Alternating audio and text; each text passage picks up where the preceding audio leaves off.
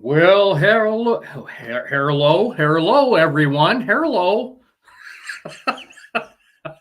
Well, that's a great way. Here we go. All right, we're going to start over. Hello, everyone.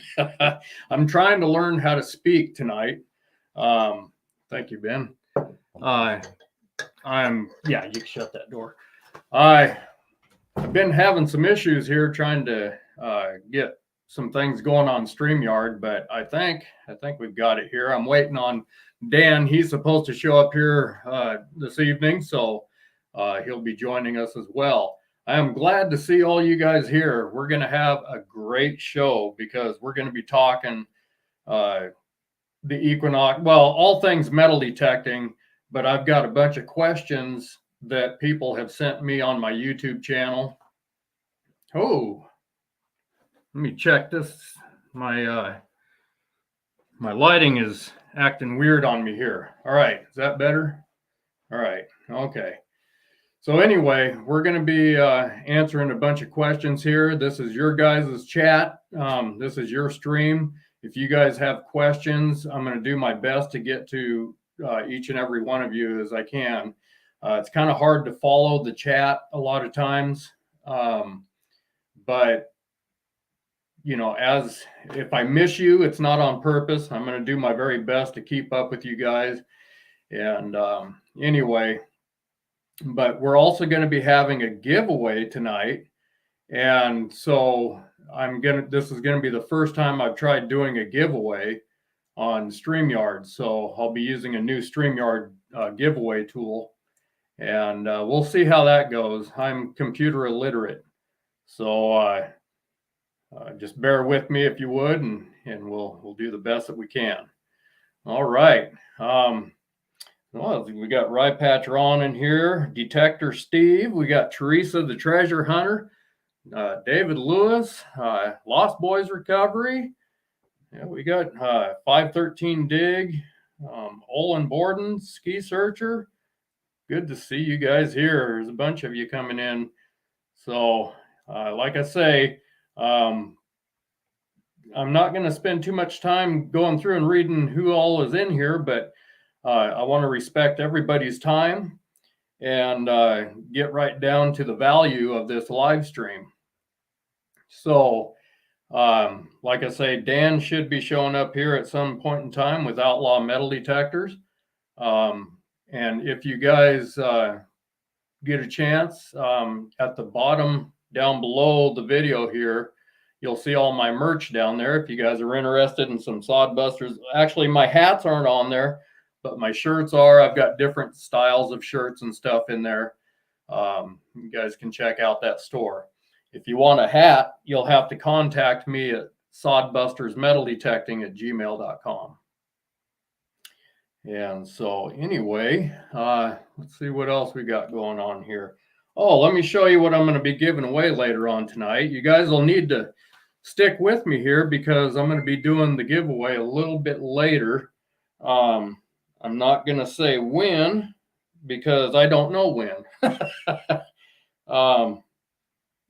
Dan just messaged me. He said he may be a few minutes, but he's with Outlaw Metal Detectors. If you guys need any metal detecting supplies or anything like that, you contact Dan over there at Outlaw Metal Detectors. All right, so tonight, I don't know if this is going to be the extent of it, but I'm going to be giving away this Lynn Birch. Let's see if you can see this. It's a huge piece of brass. Lynn Birch medal, the Medal of Congress, United States of America, and on the back it's got the Flying Eagle. I don't know if you guys can see that very well. It is a chunk. It is a chunk, a big chunk of brass. Oh, we got Dan showing up here. Let me add him to the stream. There he is. Hey, Dan, how you doing? Oh, doing all right. How are you? Doing pretty good, pretty good. I was just showing them this item here I'll be giving away tonight at some point. I'm having trouble with my lighting. Let me see if I can make this better here.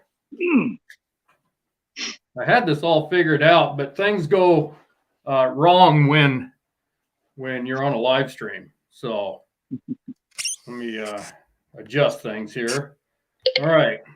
No matter what I do, I can't make myself look good. I don't know what's wrong with this, but it's the system. It really is. It's the system, you guys. So anyway, this Medal of Congress, Lynn Birch Medal of Congress, United States of America, with the eagle on the back. And along with that, I will be sending out a Sodbusters metal detecting sticker. To line things up, this camera, everything's backwards. So anyway, you'll get a die cut sticker, whoever wins this as well. All right. So stick with me here. I don't know if that's going to be the extent of it or what, but if I don't get this lighting figured out, Dan will have to take over the stream. You don't want that to happen. Okay. I don't know why I'm having so many issues with it tonight, but anyway, let me turn on this light. Maybe that'll help. But okay, NorCal Digger, how you doing? Good to see you. All right. Well, you guys, like I say, I wrote down a bunch of questions that I've been receiving on the YouTube channel. I've got a pile of them here. I got pages of questions. So if we run into some dead space where you guys aren't asking questions, I'm going to fill in with these questions that have been asked on YouTube here. And that way, I'm not going to say that we'll be able to answer everything. I like to think that I'm fairly well educated on the Minelab Equinox and metal detecting, but there's going to be some things that I may not be able to answer for you. And you guys, I accept education from you guys too. This isn't just, hey, Larry knows it all, because he don't. Larry doesn't know it all. I wish he did. Dan does. He knows it all. So Negative. What was that, Dan? Your audio is kind of low there. I had ice in my mouth too. Sorry. Oh, okay. Okay. Said I'd be dangerous. Yeah. All right, you guys. So where would you like to start out? Who's got a question for me? I'm going to let you, whoever jumps in there and I can grab a hold of, like I say, if I'm speaking, I may not be able to catch what's in the chat. If I miss you, I apologize. My aim will get better. So anyway, all right. Modest to a fault, you guys. Okay, I'm not sure what that meant. Oh, somebody found a 1735 Chinese coin yesterday. All right. Okay, you guys. Well, I'm going to start off with a question here that I got off of my channel. Robert Van Alstein, he wrote, does your phone interfere with the detector's performance? I do hear of people talking about this quite a bit. I'll be honest with you that I have the Minelab Equinox 800, and I have the Samsung Galaxy S10 phone. So, and I carry that with me. I've carried it with me for like 3 years. And you know what? I have not had an issue with that interfering with my Equinox. I have had other people say that they do have issues with the EMI coming from their phone. My suggestion is if you're expecting a call, maybe you're waiting for a call from work or something. I don't know. Hopefully not. But maybe carry that in your back pocket or something. Don't carry it on, front pocket or something like that. Try to keep it away from the detector as best as possible. But yeah, you may have to test that out. If you are having interference on your Equinox or something, or any metal detector for that matter, try shutting off your phone and see if that fixes the issue there. But anyway, Hey, Dan, I saw a question in here. Sure. What brand of coil support would you buy? The only ones I personally sell or have used so far are made by they're labeled as Detecting Adventure, which is a distributor out in Pennsylvania. And so what I've got on my machine, they seem to work real good. They're nice and thick. I've seen some other designs that weren't quite as stout looking. You know, um, the just the thickness of the material. Um, you know, there's a difference there, and so far I haven't had any complaints. Any customers say they've broke one, snapped one.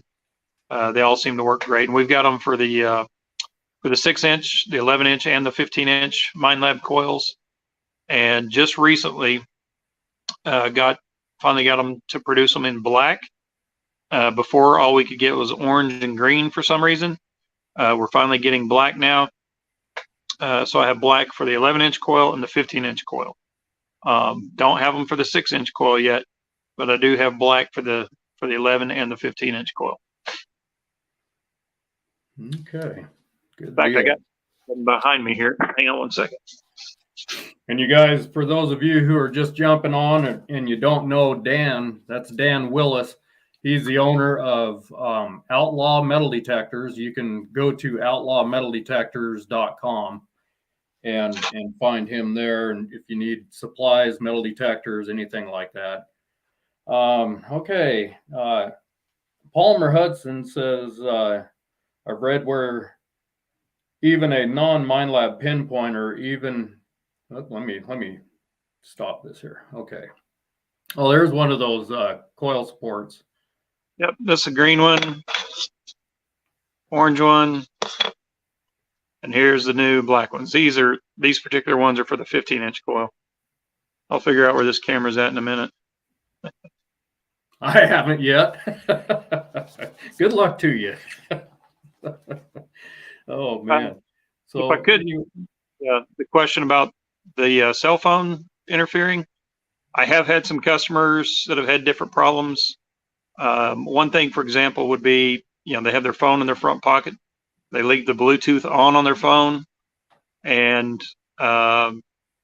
certain brand and model I know for sure, the machine would lose its pairing to the headphones, and then they would have to stop and go through the pairing procedure to repair their headphones. And if they forget to take their phone out of their pocket at that point, that gave them problems. So, and I've had that on a few different brands of machines. If you're trying to pair a set of headphones with a detector, or pair a pinpointer, the pinpointers that can pair with headphones, if you have your phone in your pocket or, you know, anywhere on the front of you, there's a good chance it may interfere.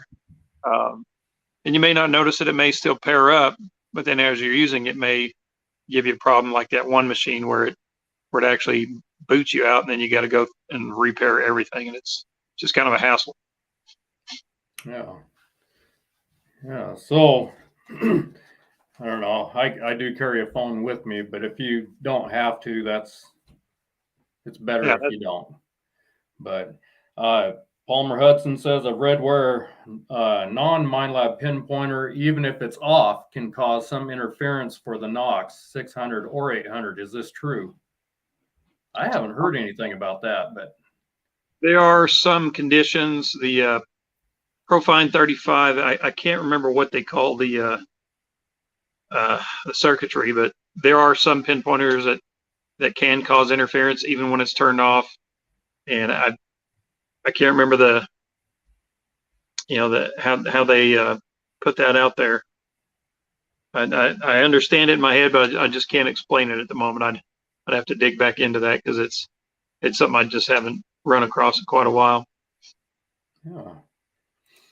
All right. So Ronald Costa, hey Larry, when hunting on a trashy beach, is it always best to use the Knox beach settings, or is Park 1 best because it avoids some of the junk? Well, I'll be honest with you, Ronald. I don't hunt beaches very much. The only time that I really got a chance to go to The coast was last year, and I went to Seaside, Oregon.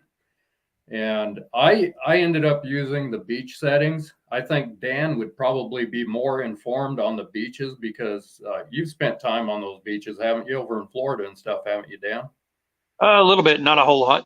What was the question? Sorry, I was trying to do information on that. He's asking if it's best to use the beach settings, or is Park 1 best to avoid some of the junk? If we're talking saltwater beach, like a real beach, Florida, you know, anywhere along the actual coast, I like using beach mode. I just did a trip to Florida back in September and ran beach mode the whole time and never had any issues. Now, if I'm water hunting on what we call a beach here in Oklahoma, which the sand is only maybe, you know, that deep, sometimes I'll switch over to park mode. Because one of the big reasons they have the dedicated beach mode is for the mineralization that's in salt water. And of course, if you're at a freshwater beach, you know, you don't have the salt water to deal with. So the mineralization is usually going to be much more similar, you know, to just hunting regular ground. So, excuse me, freshwater. Yeah, a lot of times I'll use park mode. Saltwater, I'll definitely use beach mode. Sounds good. I hear people talking a lot about Beach 2. Seems to be better for the black sands and stuff on the beach, I guess. The black sands are they consist of like magnetite and you know, iron sand. So Beach 2, I guess, handles that a little bit better. So you might give that a shot. But like I say, I'm not much of a beach hunter. I'm always out here over in Idaho on the ghost towns and old homesteads and stuff, and don't see the sand all that much. But all right, we got somebody here that's a beach hunter. Bill Brasky. I mostly detect the beaches in Southern California. I see a lot of detectorists with 15-inch coils. What brand would you recommend, and do you think a 15 adds a lot of weight?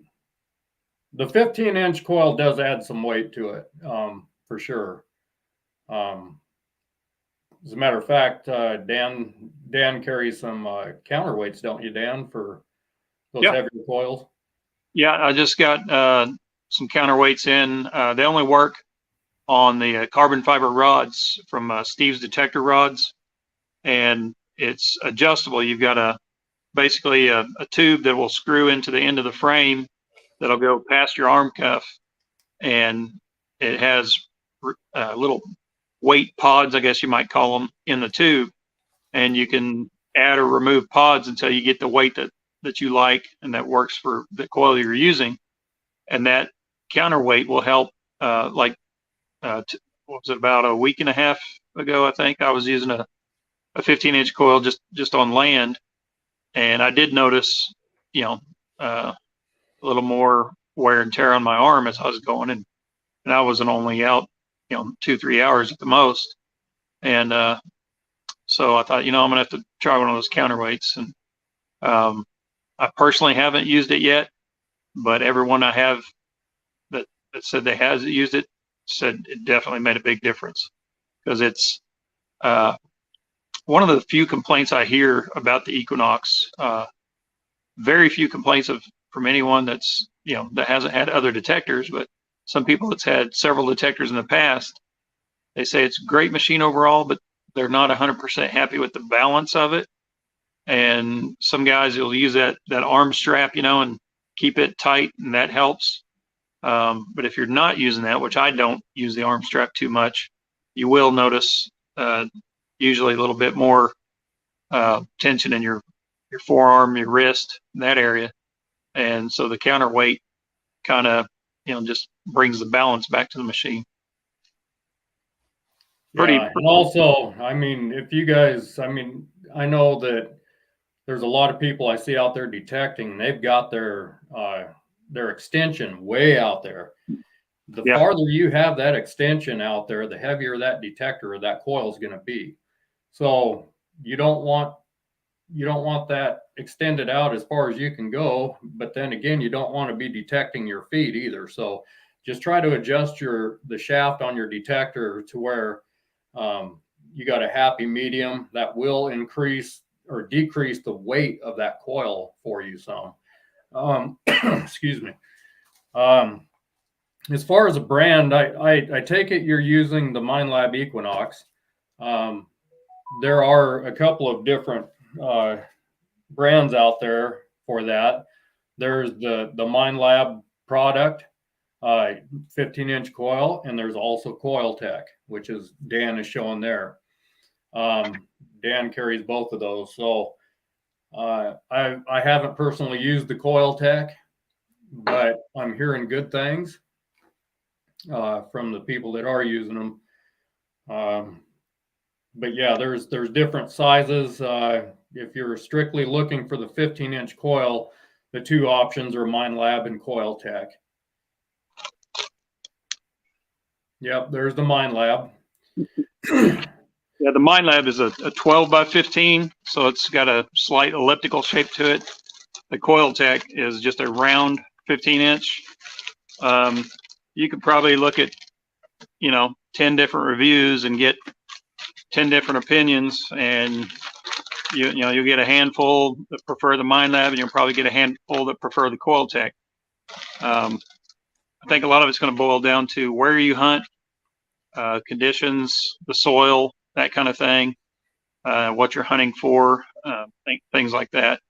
The Coiltek being 15 inches wide, it's going to give you that bigger area to when you go to pinpoint, which for me, I'm not crazy about using a big coil in the water because, when you can't see where your target's at, like the water here in Oklahoma, if it's 3 feet deep, you're not going to see the bottom. So you got to kind of know where it's at, when you pinpoint, or, move your coil to the side, put your foot there, and then get your scoop on it. So I kind of like just the standard 11-inch coil myself when I water hunt. Yeah, that 11-inch coil is really a pretty good all-around coil. But unless you're in extremely trashy ground, then you're going to want that 6-inch coil. But all right, let's see here. Lost Boys Recovery. Hey, man, how are you doing? Good to see you in here.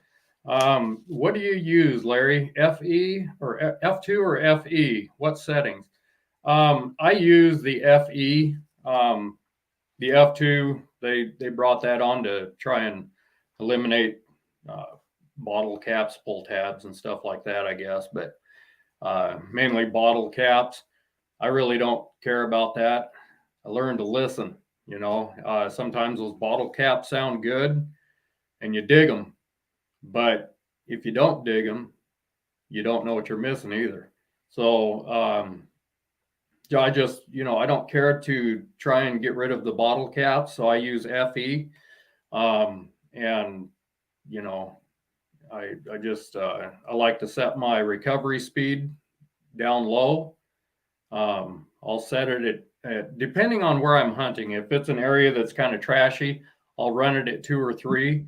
If I'm using, or if I'm hunting an area that's fairly clean, I'll even drop it down to recovery speed 1 with that FE there. But anyway, yeah, I hunt with FE, and I'm happy with that. So good to see you in here, buddy. I still got your shirt.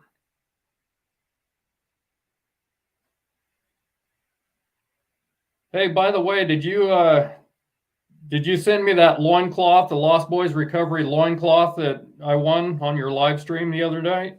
So, okay, let's see. Let's see here. I'm going through the comments here. David Lewis plans on contacting Dan. Let's see here. Larry, let me mention just for a second. Still having some issues working out on the website. I think with Larry's help earlier this week, I think we figured out part of the problem that customers were saying when they would get on the website and it would scroll. Well, number one, it's only happened to my knowledge from people getting on the website using their phone.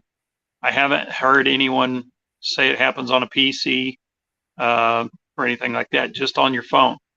And I think what it is you're starting to scroll and look down the page and everything, and then the page finally finishes loading, and then it zooms right back up to the top. So I think that's what's happening. Me and Larry kind of played with it a bit, and it seems if you wait, I don't know, 5 to 10 seconds, depending on where you're at and how fast your phone is and all, that it seemed to kind of eliminate the problem. But I'm looking into that, going to try to work out those issues. I got past a few other little quirks with the website, so I'll probably be adding a lot more products to it as soon as possible.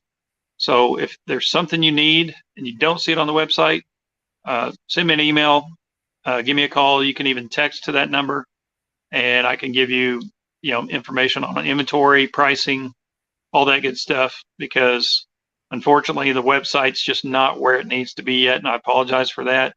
Well, it really hasn't been your problem, though. It's not something you created, so.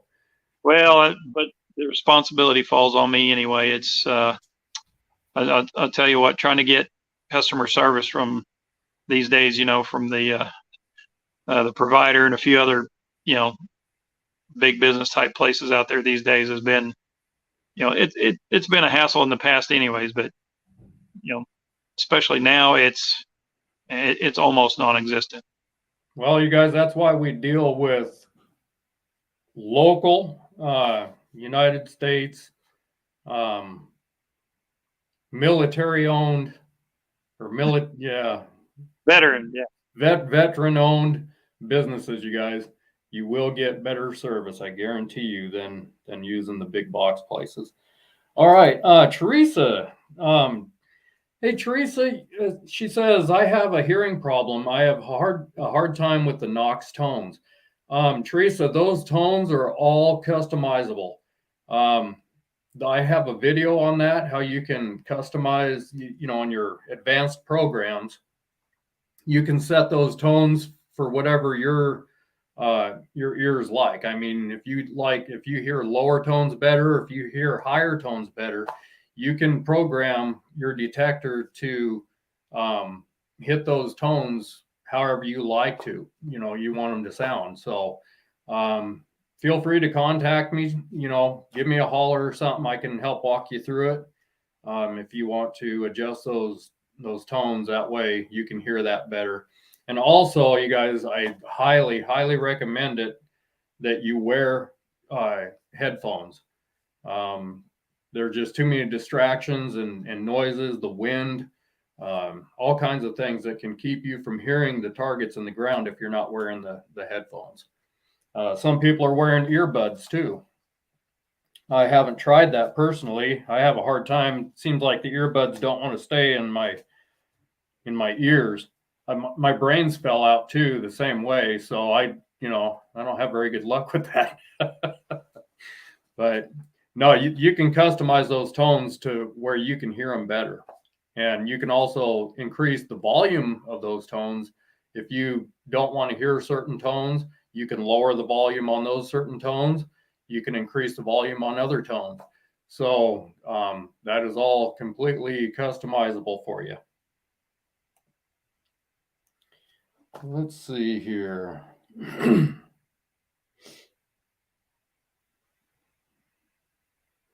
While you're looking at that, Larry, something I think it's important to tell everyone, manufacturers are raising prices. Yep. And, they have advertising policies and everything that all us dealers have to follow, the prices we advertise and so on. So Minelab has already put out there. So some of you may have noticed the price on Minelab machines went up recently. The same thing is about to happen with Garrett. That'll be effective Monday, this coming Monday. Prices on several of the Garrett products are going to be going up. I have to say that, other manufacturers are probably going to follow suit. I haven't seen anything official as far as dates or how much price increase or whatever, but I'm sure you're seeing that everywhere at the grocery store, the car dealership, everywhere. So number one, certain items are hard to get and sell out fast. If you see them and you think you're going to want them anytime real soon, I'd go ahead and get it. And you might consider getting it before the price goes up. I've already had some customers hit me up for water hunting equipment, beach scoops and waterproof headphones and everything. And it's February here, not water hunting season, but they're already hitting me up because they know, that those items are hard to get. Perfect example is the Gray Ghost headphones, the Gray Ghost amphibians for the Equinox. I can't get them right now. I haven't been able to get them for a few months. I have some alternatives. I've got the waterproof Equinox headphones from Minelab. And I have another brand that just showed up today that looks like it should be a good product. It's very similar design to the Gray Ghost and Patriots. It has the same outer shell, different color. I don't know the internals of it if they use all the same electronic components, but they look like a pretty good product so far, and I'm kind of anxious to try them out myself. But I did just get some of those in, so if you're looking for some waterproof headphones, hit me up. And same thing on anything you're wanting now or in the near future, because like I said, if you wait too late, it may not be available, or you may have to pay a bit more money. Yeah, it's going that way across the board for sure. I was looking at lumber prices day before yesterday. Oh man, ridiculous.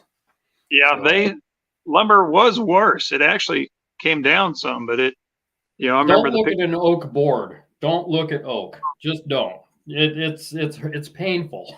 I didn't buy one. Luckily, I had a piece here that I could use, but wow. I remember some people, putting pictures of toothpicks on Facebook saying, got $1,000 worth of lumber here, That's about right. But hey, you guys, if you wouldn't mind, I would sure appreciate it if you hit that invite button, invite some of your friends, share this stream so we can get some more views in here. Like I say, we are going to have a giveaway here in a little while.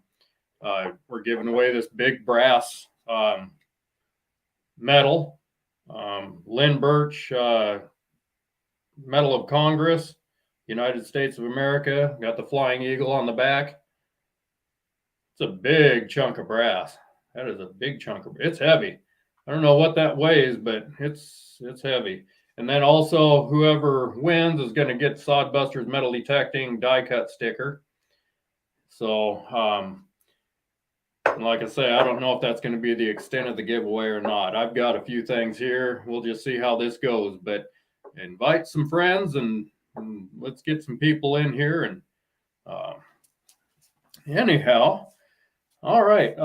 Okay, Ronald Costa. Haven't heard much about the added 4 kilohertz with the upgrade. I tried it out the other day, and Detector got very chatty. What's the consensus? Ronald, that was the same kind of a issue I had as well. I went to the upgrade, the 3.0 upgrade.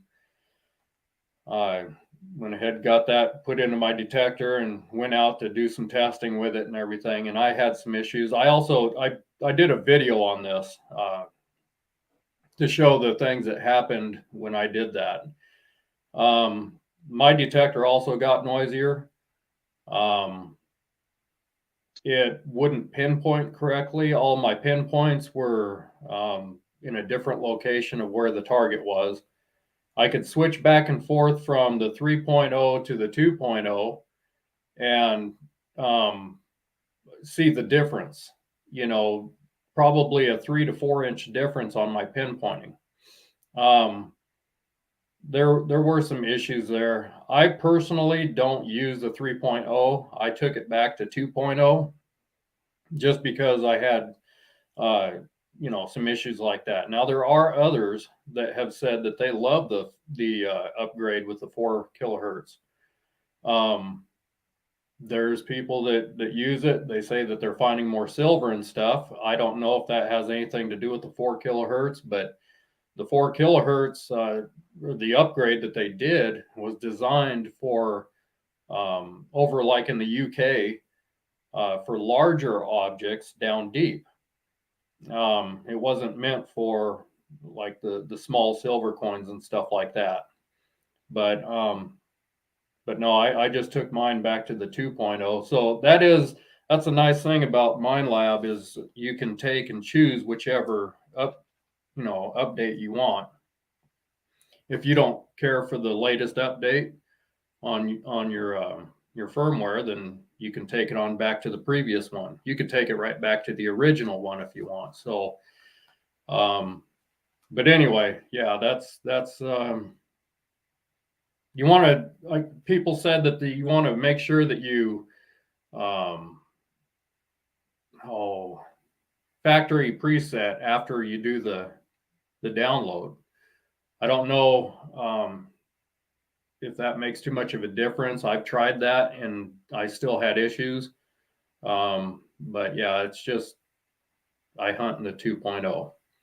So if that continues, if you don't find that that's going to work out for you, you can take it back to 2.0 and be just fine.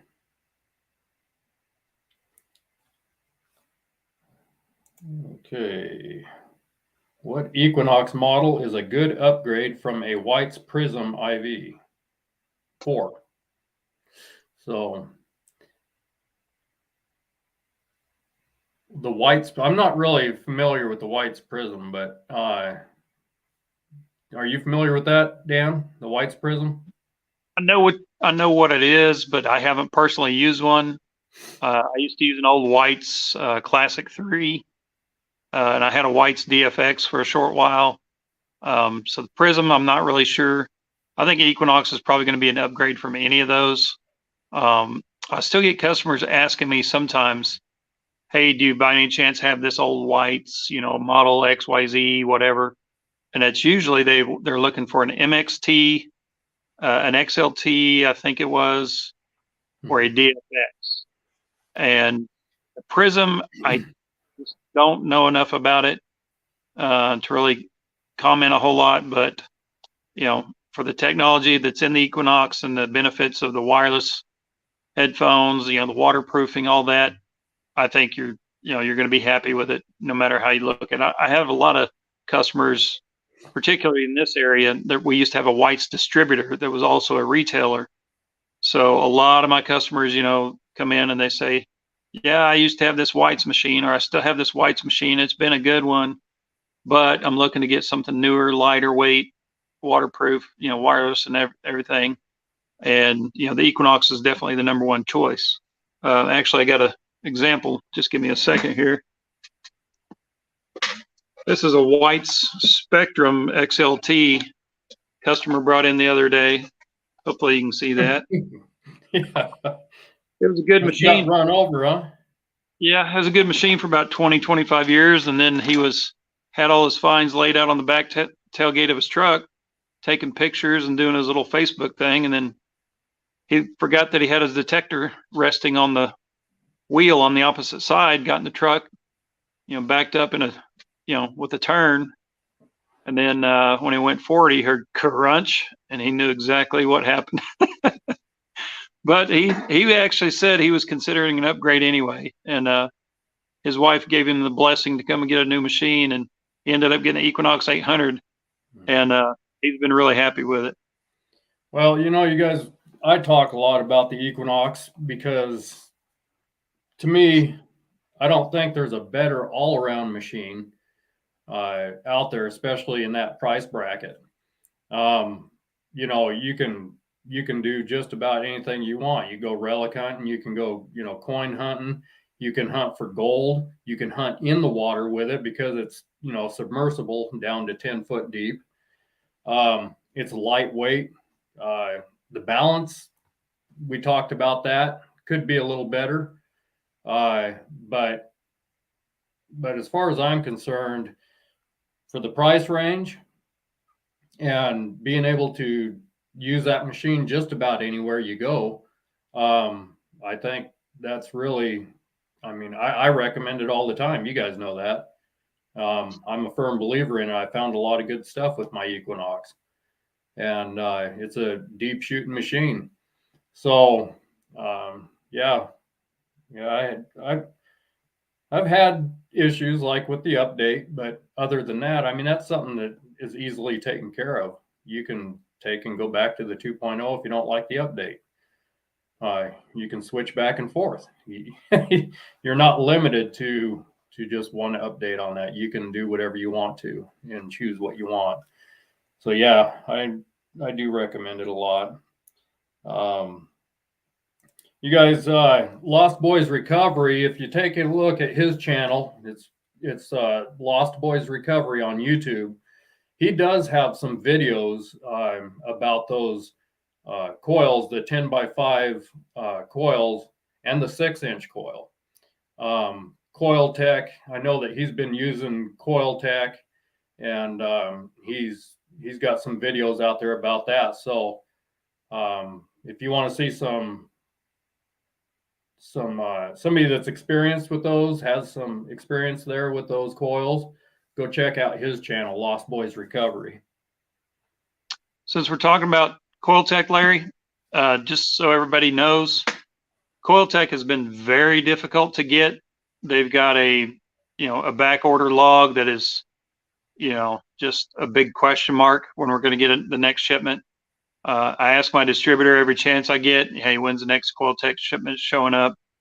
And it's, like with a lot of products these days, it's a question mark at this point. Coiltek, and many of you probably know this, some of you may not, they are actually fully authorized by Minelab. So it's kind of unusual for another company to have that kind of relationship with the original manufacturer. Most third-party manufacturers that make coils, manufacturer's always going to try to sway you away from that, saying, oh, well, that may void your warranty, or that may not work as well as ours, that we engineered, we designed a machine, we make it better than them, so on and so forth. Coiltek, has a better relationship than that with Minelab, and I think they're kind of filling in the gaps. Like Minelab has 3 coils for the Equinox, and the 6-inch is just that round coil, and a lot of people like that elliptical shape to get a little bit more coverage, in the direction they're walking, but still have that nice narrow coil, to get between the trash and get a tight pinpoint. So I really like Coiltek so far, and unfortunately I can't get my hands on one long enough where I can put it on my machine and really try it out, because as soon as I get them, my customers grab them up. I've got this 1 15-inch coil, and that's the only Coiltek coil I have right now. And now that we mentioned it on this video, it may be gone pretty soon because they're all hard to find.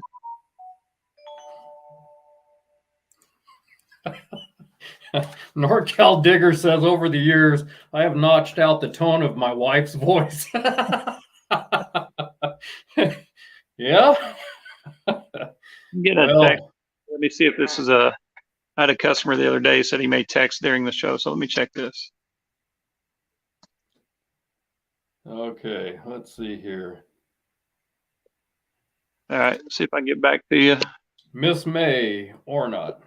I recently bought an Equinox 800, and you have helped me a lot, or helped me. Thank you. You're very welcome. That's what we're here for. We want to see that people can enjoy this hobby and not be frustrated with things. So if you have any questions, also you can find me on Sodbuster's Metal Detecting Facebook group, and I can answer questions there. I think Dan froze up there.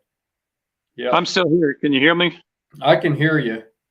All right, I'm trying to get back in. I was looking at a text message. It was actually from someone that just asked a question about the 15-inch coil, and they're asking, will they need to readjust their settings if they go from 11-inch coil to the 15-inch coil? I would say it's kind of a hard question to answer, because it depends on your condition, or I'm sorry, your conditions, where you're hunting, and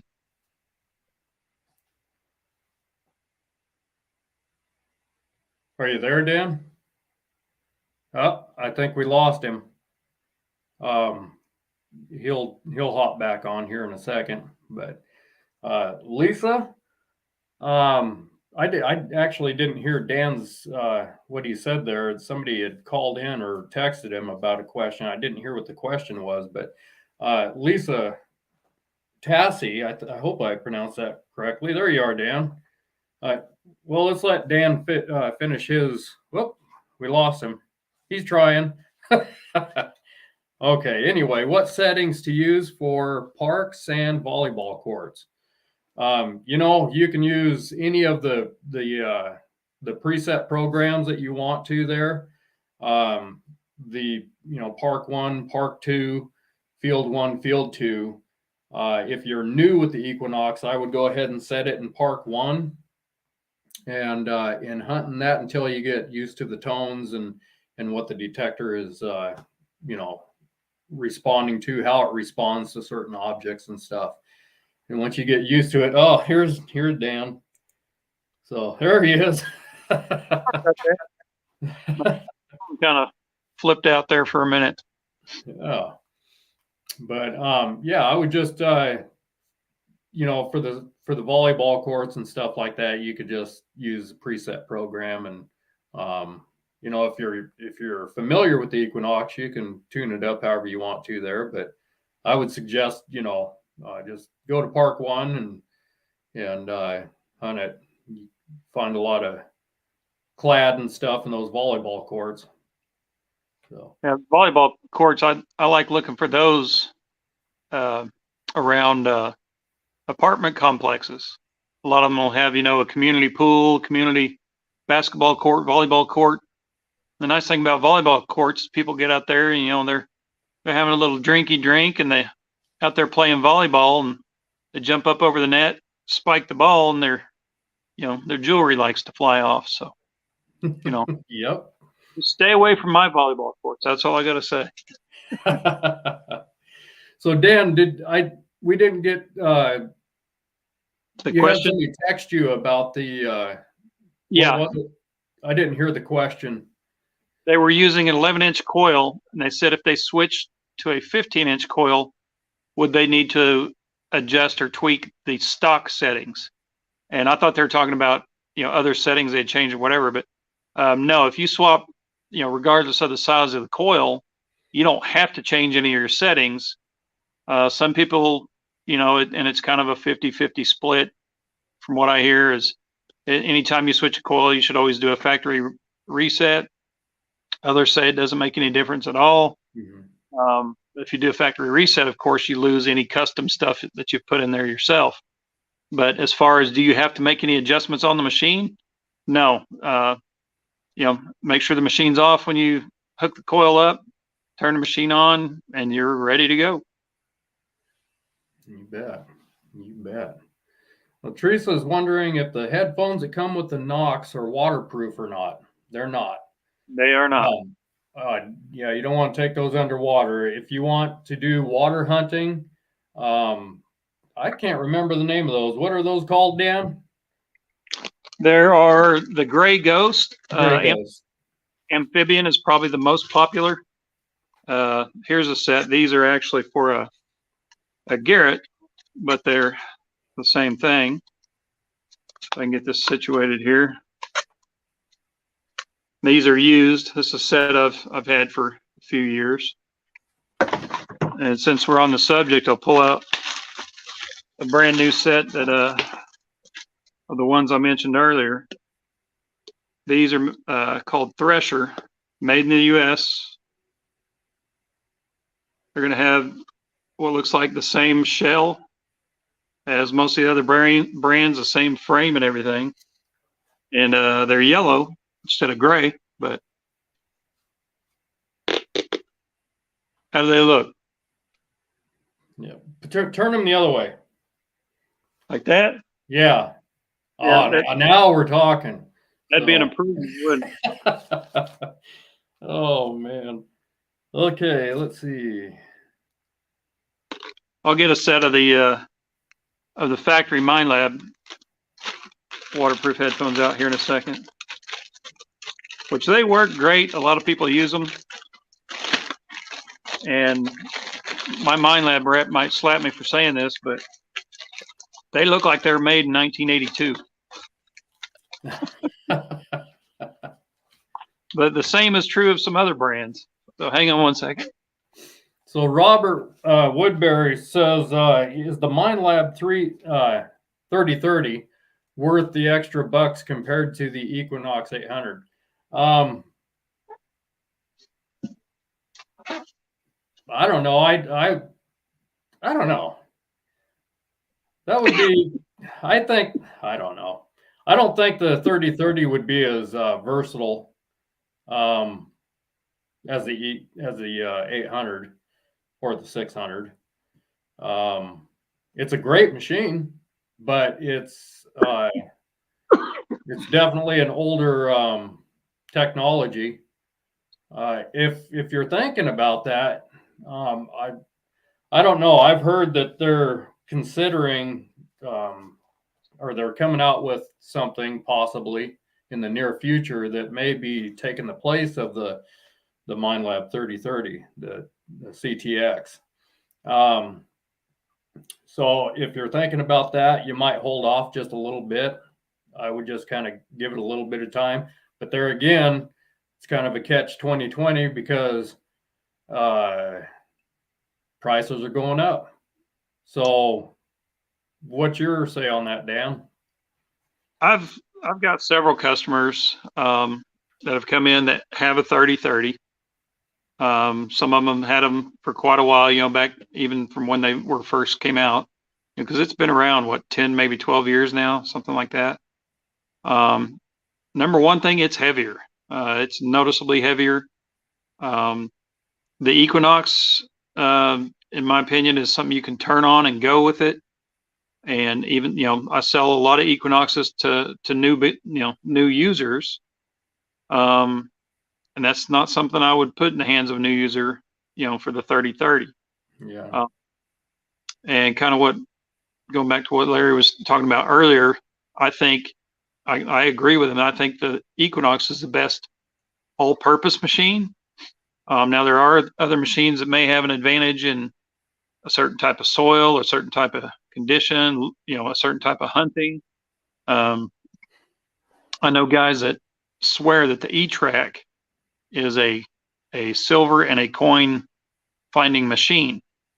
There's a lot more to using it though. You know, there's, you know, it's, you know, definitely not as user friendly, and, you know, you need to learn a little more about it. But a lot of my CTX 3030 owners buy an Equinox, and I always see them using the Equinox, and the 3030 they bring as their backup, or they leave it at home in the closet because it's just too darn heavy, and they enjoy the Equinox so much. It works so well in so many conditions. It's, you know, for most users, it's all they need.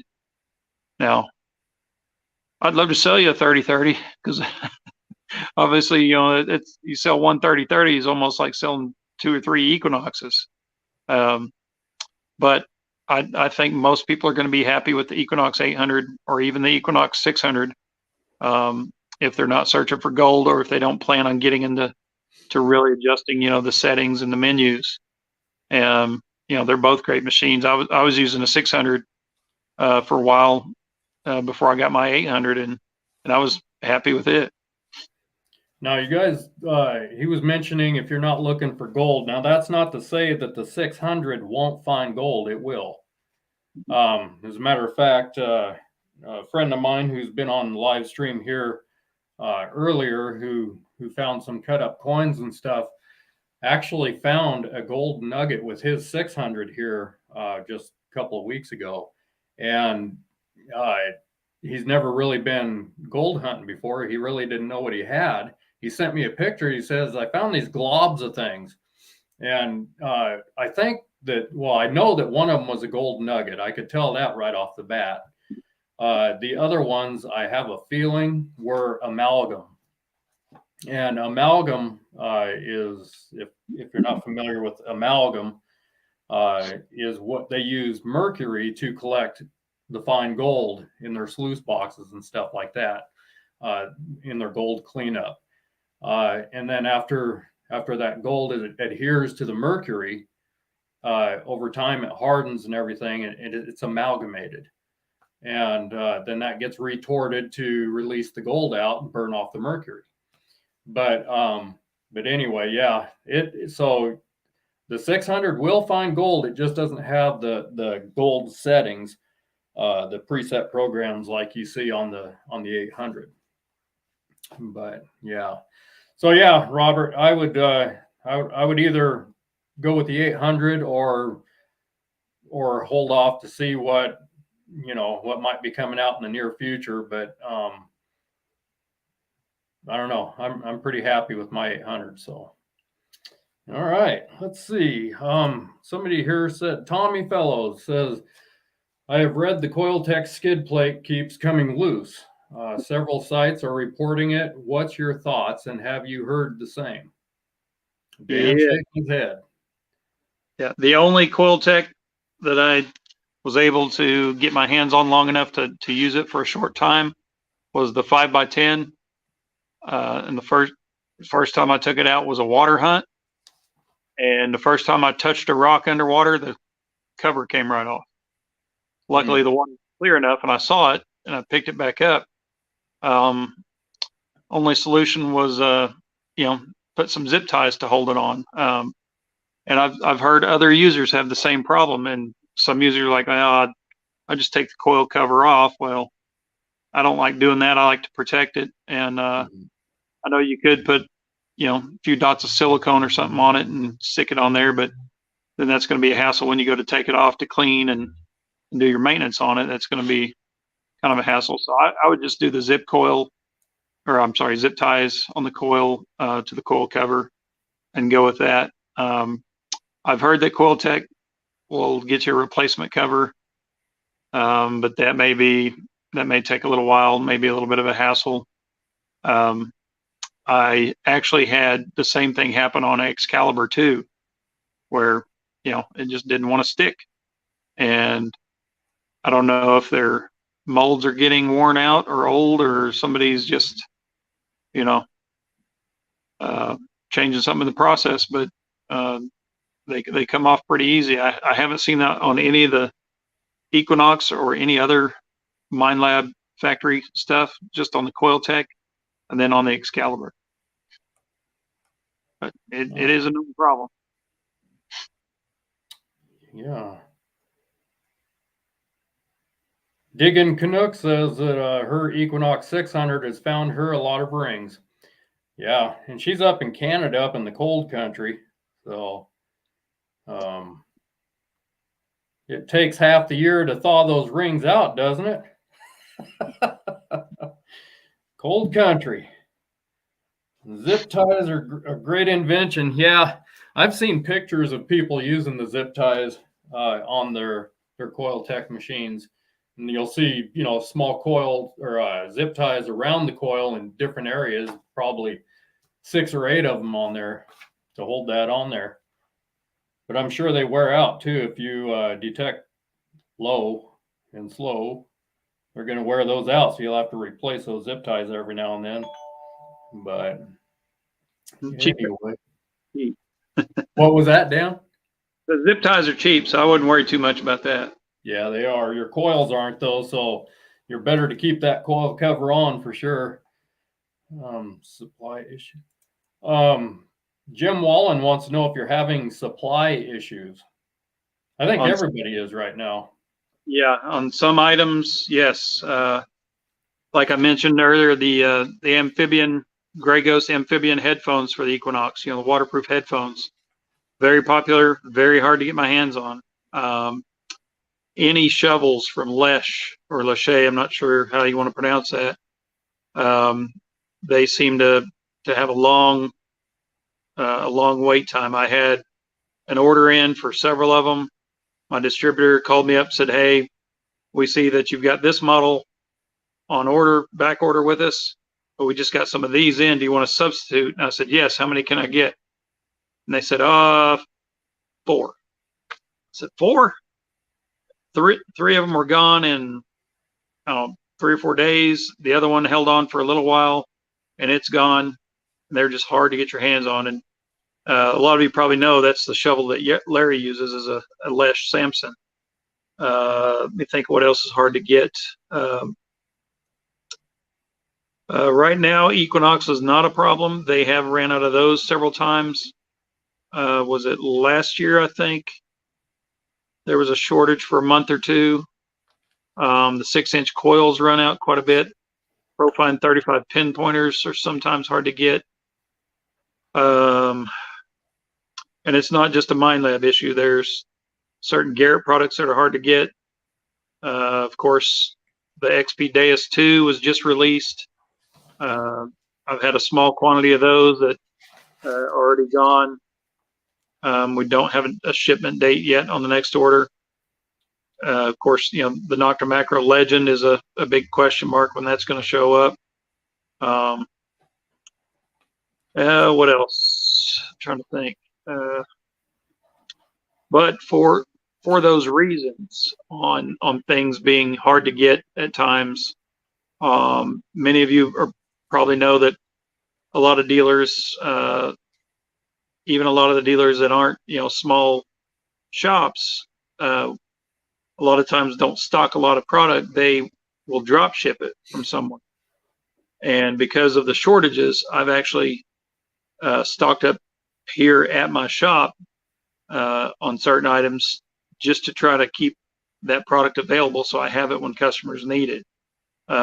And as small of a shop as I am, when people show up here and walk in the door, they're usually pretty surprised how much inventory I do stock here. And if I know it's something that's going to be hard to get, I try to get what I can when I can, so I do have it available. And I'm sure a lot of you shop around and you see a lot of websites and you start looking, oh yeah, I want that. You go to click and it says back order or out of stock or whatever the case is. And hopefully it'll get better, but with the way things are going, it might get worse before it gets better. I just don't know, especially with, if anything's coming out of Canada right now, that might be a problem. Yeah, we're having some issues for sure right now. But yep. Dirt Bandit Outdoors, how you doing, my friend? Do you sell good finds pouches? He says his Gray Ghost finds bag is falling apart. He probably has a Gray Ghost catch-all or ultimate catch-all. That's another thing that's hard to get your hands on. They sell out quick when my distributor gets them, and it's usually on the list. They send me a list, depending on the brand and the you know, what items it is. Anytime they run out of stock on a certain product, they'll email us dealers and they'll say, hey, we are now out of this item, but this warehouse has it, or both warehouses are out, or whatever the case is. And those Gray Ghost pouches seem to sell out quick. Yeah. The new pouch from Garrett is pretty nice. It doesn't have that band in the top that lets you leave the pouch nice and wide open. It's kind of similar size to the old Garrett pouch, but it's got nice features in it now. It's got the mesh bottom, the mesh top, so you can use it as a dual purpose pouch. You can water hunt with it. You can land hunt. It's got a built-in holster for your pinpointer. It's got a D-ring that you can attach a lanyard to your pinpointer with. And it's got a couple of pockets on it. It's pretty decent. And what else? Well, it does have what I consider to be a downfall to it, though. It's not big enough to hold all the gold coins I'm going to find this year.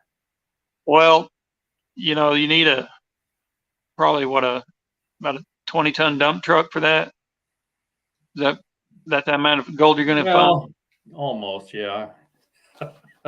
Now the pouch Larry uses, unfortunately, Larry seems to like that a lot, and I know some other users have. I reached out to the company and never heard back from them. But it seems to be a good product. Larry seems to like his. If Larry, I can't remember the name of that thing. It's some weird. I'm sure. Well, Larry's probably going to butcher the name too, but that's all Yeah, right. it's got a weird name, Douchy or something like that. I call it something else, but I'm not going to say it here. I think it's like Jueachy or something like that. Unfortunately, it's on the website of the the monster company we try to avoid, but sometimes it's hard to avoid when that's the only source where you can get it. Yeah. So okay, Henry, son of a sailor. I like that. I like that. He asked, is it necessary to ground balance the Equinox 600? I have heard yes and no. Well, you know what? Usually ground balancing is something that, I mean, it's common that you want to take care of those get rid of the ground mineralization to detect in an optimal way. So a lot of people are going to argue this point, but I will say that with the Minelab Equinox series, I don't, it's really not necessary. If you're going to a park or a field or just something like that, with the Equinox 600, if you're probably not going to be going to a gold field so much with that machine. But if you were going to go to a gold field, I would say yes, you want to ground balance because that's heavy mineralization, and you want to cancel out that mineralization so you can hear the good targets. But if you're going to a park or a beach or something like that, it's really not. I don't know. I shouldn't say I very rarely ground balance, but if I'm going to go to a park or something, very rarely do I do that. I will go ahead and hunt with that ground balance set at 0, just the way that, factory setting, and it detects just fine. And I still dig deep targets. And then for testing purposes, I have I hunted an area real heavy to the point where it was hard to find a signal. And then I decided, okay, I'm going to go ahead and ground balance now and see if I can get any more depth out of it that way and see if it helps the situation at all. And it really didn't. I didn't notice the difference. So I would say that you're good to go. If you want to ground balance, that's personal preference. One thing I will say is I would not recommend using the ground balance tracking. The thing with the tracking is that it can actually cancel out a good target. If you're swinging over a good target, trying to figure out, is that something diggable? Does that sound good enough to dig? You could actually ground balance it out with that tracking option. So I absolutely never use the tracking. But your ground balance is optional. Personally, I wouldn't worry too much about it. Teresa wants to know, Dan, where are you in Oklahoma? I'm in Where over the rainbow. I'm in a small town north of Tulsa. The town's called Skiatook, and I'm not open, full time, 8 to 5, with a regular storefront and everything yet. But I'm available more often than not. So if you're going to be in the area, just give me a call, and be glad to help you out. And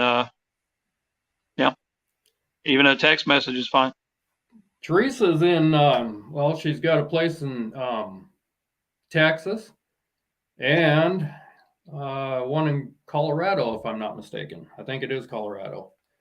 Nice. So, yeah. But, she went to the Red Dirt Treasure Shootout. You might have met Dan there. Might have. I was there. But yeah, he was a vendor there at the Red Dirt Treasure Shootout last year and will be again this year. So, yeah. All right. Rodney Castleman, how are you doing, buddy? do they make a bigger coil than the 15-inch for the Knox 800? No, I think 15 is probably heavy enough, but Minelab doesn't make one bigger, and Coiltek, theirs is a 15 as well. So it's 15 is as big as they go for the Equinox. Yeah, I think that's true of most all-purpose machines. When you start talking bigger coils, like a 17-inch, even remember seeing a 22-inch, and I can't remember the brand or the model it was made for, but it seems to be all kind of pointing more towards specifically gold hunting. Yeah. You're looking real deep and all that. A 15-inch for your general purpose stuff that most of us are doing is plenty. And I know a lot of people that buy the 15-inch coil, they find themselves using the 11-inch more often, because in most cases, in most parts of the country, most of your targets aren't going to be that deep where you have to have the 15. But the 15 is nice to get that extra coverage, especially if you're in fields and areas where there's not a lot of trash. But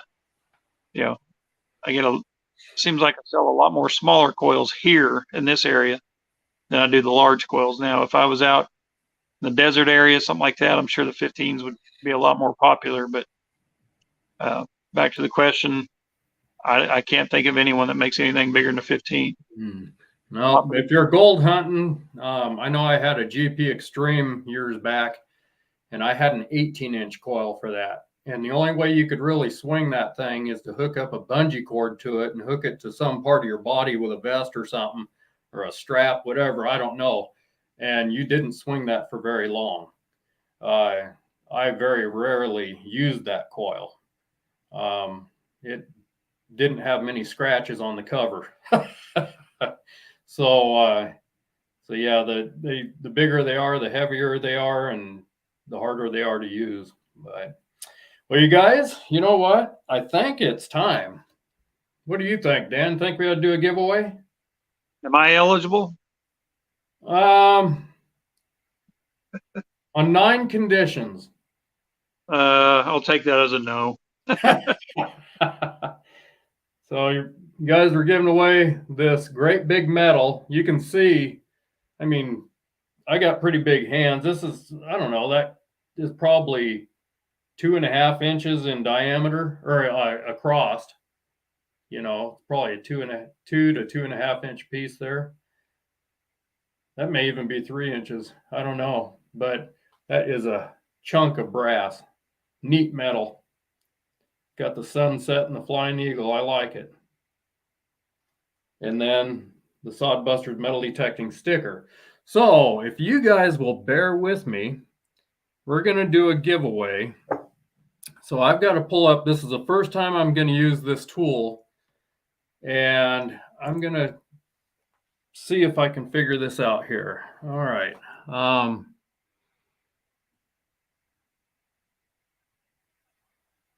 Let's see here. Okay, you guys.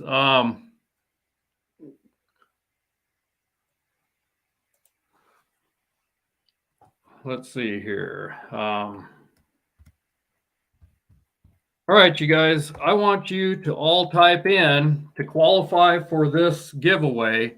You need to type into the chat box Equinox. Let's see here. Okay, yeah, type in Equinox.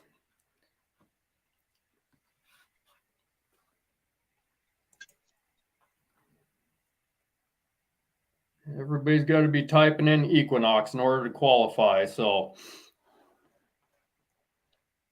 and the spelling, it doesn't have to be capitalized. If you use lowercase, it doesn't matter. It'll work just the same. I'll give you guys time to do that. And then when I do the drawing here, hopefully everything is going to work just fine. And if you're the winner, I will need you guys to contact me, send me an email at sodbustersmetaldetecting@gmail.com. And there, you'll need to send me your name and your address so I can ship this off to you. I can't make any guarantees with the shipping. It seems like here lately everything's been so slow. Dan can testify to that for sure. Absolutely. All right, has everybody typed in Equinox here? If everybody's typed it in, I see quite a few Equinox in here, so I don't know if it's, right now we've got 59 people in the chat. So, yeah, just type in Equinox. You don't have to type in anything else. You don't type in anything else with it. Just type Equinox, and that will be good enough. All right, you guys, are we ready? Everybody typed in? Okay, let me see here. All right, I hope this works, you guys. If not, we'll have to try to figure something else out because this is my first time. But you ready? On your mark. You know what? Let me try something else. I'm going to try to share the screen. Share screen. I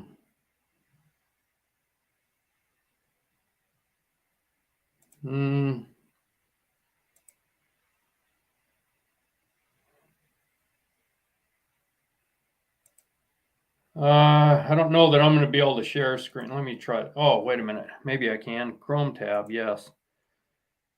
All right, you guys, can you see that?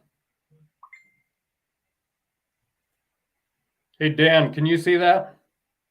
I can't, but I don't know if I'm seeing the same screen as everyone else or not. It says Equinox. I've got should show up there, but let me.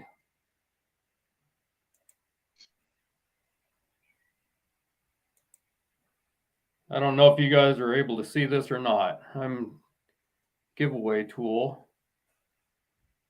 Share.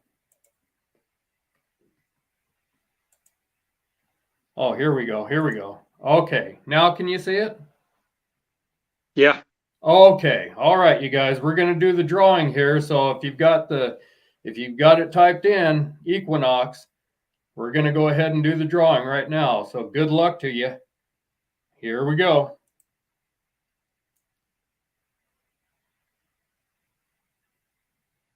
I kind of like that. Mark Watrous. You know what, Mark? I think you're a lucky son of a gun. I think that Mark won a giveaway that I did probably about a year ago. But Mark, congratulations. Let me write this down. I've got to find the right piece of paper to write it on here. Was that you that won about a year ago, Mark? Okay. So Mark Watrous won. And all right, you guys. So he just won the big medal. You in here, Mark? Yep, here. Let's see. Here. Yes, I did. You're a lucky man. Look at you winning all these. You know, I never win anything. I enter these drawings and stuff like that. I don't know if they were giving away a brick wall that was ready to fall on my head, I might win that one. But congratulations, Mark. So go ahead and send me an email, and I'm going to go ahead and type this in the chat here to Sodbusters Metal Detecting at gmail.com. All right. So yeah, go ahead and send me an email, and I will get this mailed off to you. So you'll get the sticker and the medal, and congratulations. All right. Appreciate you being here on the stream too. So, yep. Here we got a question here. Let me, there we go.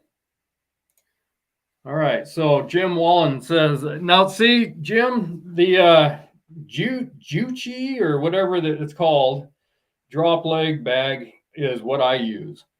Dan's not able to get a hold of them right now. So I tried and I you can emailed. actually go on to, Don't say that name. oh, yeah, well, not that one, but the river. Yeah. Sounds like a big river. Nile, Huh? NileRiver.com. Nile River. But you can get one there, but yeah, I don't know, unless Dan's got a better option or something like that. But you know, the only thing that I wish about those Juchi bags, I wish that they had a screened bottom to them, because when you put your fines in your pouch, you end up, your bag just fills up with dirt so quick, you know. It's nice to have like a screen or something on the bottom of the bag. That way that dirt falls through. But the only problem with that is it's got to be a finer mesh screen. Otherwise, if you find small bits of iron or something like that, then they're falling right through your pouch too. And you don't want to redetect that stuff. So anyway, let me take a look here in the chat here a little bit.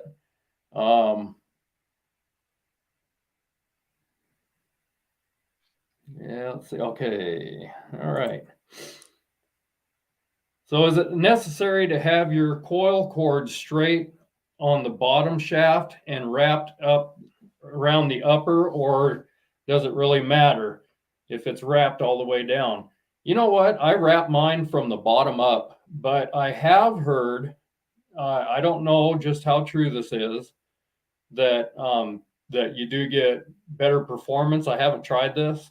I've heard that you get better performance if you run the cord up from the coil to the center shaft, and then start wrapping from the center shaft up. I haven't tested that personally, so I can't say for sure. I've always wrapped mine. I go from the coil and I go over. My first wrap goes over the shaft and just keep going that way. I don't go underneath the shaft. I've seen people do that, but I prefer to go over the shaft for a couple different reasons. But anyway, so yeah, I can't say for sure if that makes a difference. I've heard about that, but Dan's going to show us something here. Yeah, just something I was going to say. When you do wrap it, I do just like Larry does. I go over, and then you want to leave some slack here, because through the day your coil is going to move on you some. And what I do when I set one up is I put a Velcro tie up the shaft a little ways, but I make sure I have enough slack for the coil to go all the way, each way, without pulling on that cable, because you don't want to, constantly yank and yank and yank on that thing and end up, detaching the wires from the coil down here. So just enough slack to where it'll pivot both ways. Then I put a cable tie here, or a Velcro here. Then I usually do one up here, again, taking the strain off of any of these wires in here, so it kind of reduces your risk of doing any damage there. Yeah, if you have tension on the bottom of where the coil is at there, every time that coil moves is pulling on that connector, and that's going to be the first thing it gives out on you. You don't want that to happen, because then you got to go and buy a new coil. Yeah, and you don't want your wire too loose to where it just flops around a lot, because that can give you false signals. Because right, if you don't know already, you can take, excuse me, you can take a target and wave it over the top of the coil, and it'll pick it up just like if it was underneath the coil. You can glue a quarter to the top of your coil. As long as that quarter stays right there and doesn't move, the detector will run just fine, because it's looking for for a disturbance in the signal it's putting out. So that's why you have to swing the detector. As soon as you stop, it's not really doing anything. It's just putting that constant signal and it's seeing that exact same return. But as you're swinging that coil and it sees that change in the return, that's how it knows that something's there. And then it does its little magic inside and tells you, hey, gives you a VDI number and a tone. Then your eyes light up, you dig, and you put that gold coin in your pocket. There you go. Right Patch Ron said the same thing. If it's loose, if it has loose loops low, the wire can be detected. And that's true. It'll give you'll get false signals and kind of drive you nuts. All right, let's see here. Hori, small hand shovel. What's your thoughts? I use the Lesh digger. There's a few good ones out there. Dan, what do you got in stock right now? I've got several of the Lesh or Leshay, however you want to pronounce that. It's the kind of digger where the only time you're going to have to replace it is if you lose it. Because if you manage to damage that thing, you're doing something you're not supposed to be doing. You're, trying to pry something out from under a 10-ton building or something. Those things are built to last. They're heat treated, aircraft quality steel. They've got a great warranty on them. They're made in the US. You just can't go wrong with them. If I was going to complain on anything on that Lesh digger, would be the grip. Reminds me of a bicycle grip from the 1970s. I think they could improve on the rubber grip. Other than that, it's a great tool. And if you use gloves when you dig like I do, then the grip's not an issue anyway. One thing I'll say about those two, those Lesh diggers, I bought one brand new. Actually, I think I got it for Christmas, and went out digging on a ghost town hunt, and had a friend with me, and I was letting my son use the digger. Really hard ground. It was extremely hard ground, and while I wasn't watching, this friend of mine instructed Ben to just take the Lesh digger, put it in the ground, and then take something. I think he was using a rock or something to hammer down on the handle. Don't do that, you guys. What that does is it takes and it ruins the top of that plastic handle and just takes the top right off of it, basically, to where that handle slides up and down now. It just kind of ruined the handle on that. So I don't hammer on them. That's not what they're meant for. They're meant to dig with. But, okay, let's see. There's several Hori knives out there, all kinds of brands, all kinds of makes. I even saw one at Walmart recently. And if you get one that's quality, it's probably going to cost you reasonably close to what a Lesh digger would cost you. And the Garrett digger, it's okay. It's made in China, but it's still made pretty decent. The Nocta macro digger is not too bad. It has a more comfortable handle and it's lighter weight. But if you're like Larry and you like to, dig hard and heavy and pry on things you shouldn't pry on with a digger, then either one of those two are probably not going to be the best choice for you, because they have a tendency to bend much easier than the Lesh digger. So if you need something built like a tank, either the Lesh or even a Predator, which they're pretty much identical. They used to be the same company. Predator you have to get from Predator Tools. They don't sell to dealers. But the Lesh, I carry several of those in stock. You got the left-hand serration or the right-hand serration, either one, it's your choice. Comes with a nylon belt sheath, and they work great. I can't really knock the Lesh digger. Other than that grip, I think, could be updated a bit. Okay, well, I just put the link for Dan's website there is outlawmetaldetectors.com. Okay, NorCal Digger, he said he likes the Shrixie bag. I'm not familiar with that one, I guess. I'll have to take a look at it. Do you carry those, Dan? No, that's another one of those strange Or- names you're only going to find on, you know, that giant jungle website. That's the only place I've seen them. And then you may see those style on probably eBay and maybe some of the overseas, giant companies, the Alibaba, AliExpress, all those kind of Oh, then they're being shipped from China. Chennai. Chennai, yep. That Chennai So, shipping not as quick as it used to be. so okay, well, let's see here. Man, I'm glad you guys are in here. We got 60 viewers right now. 59 right now, but let's see here. Video on fine. Let's see. I'm looking for next question here. Oh, how can a poor man get a decent metal detector? Well, it depends on what you consider poor. There are some fairly decent detectors out there for the probably about the 350 range, wouldn't you say, Dan? You can even go lower than that. The Minelab 340, those you're going to see those everywhere online for $200.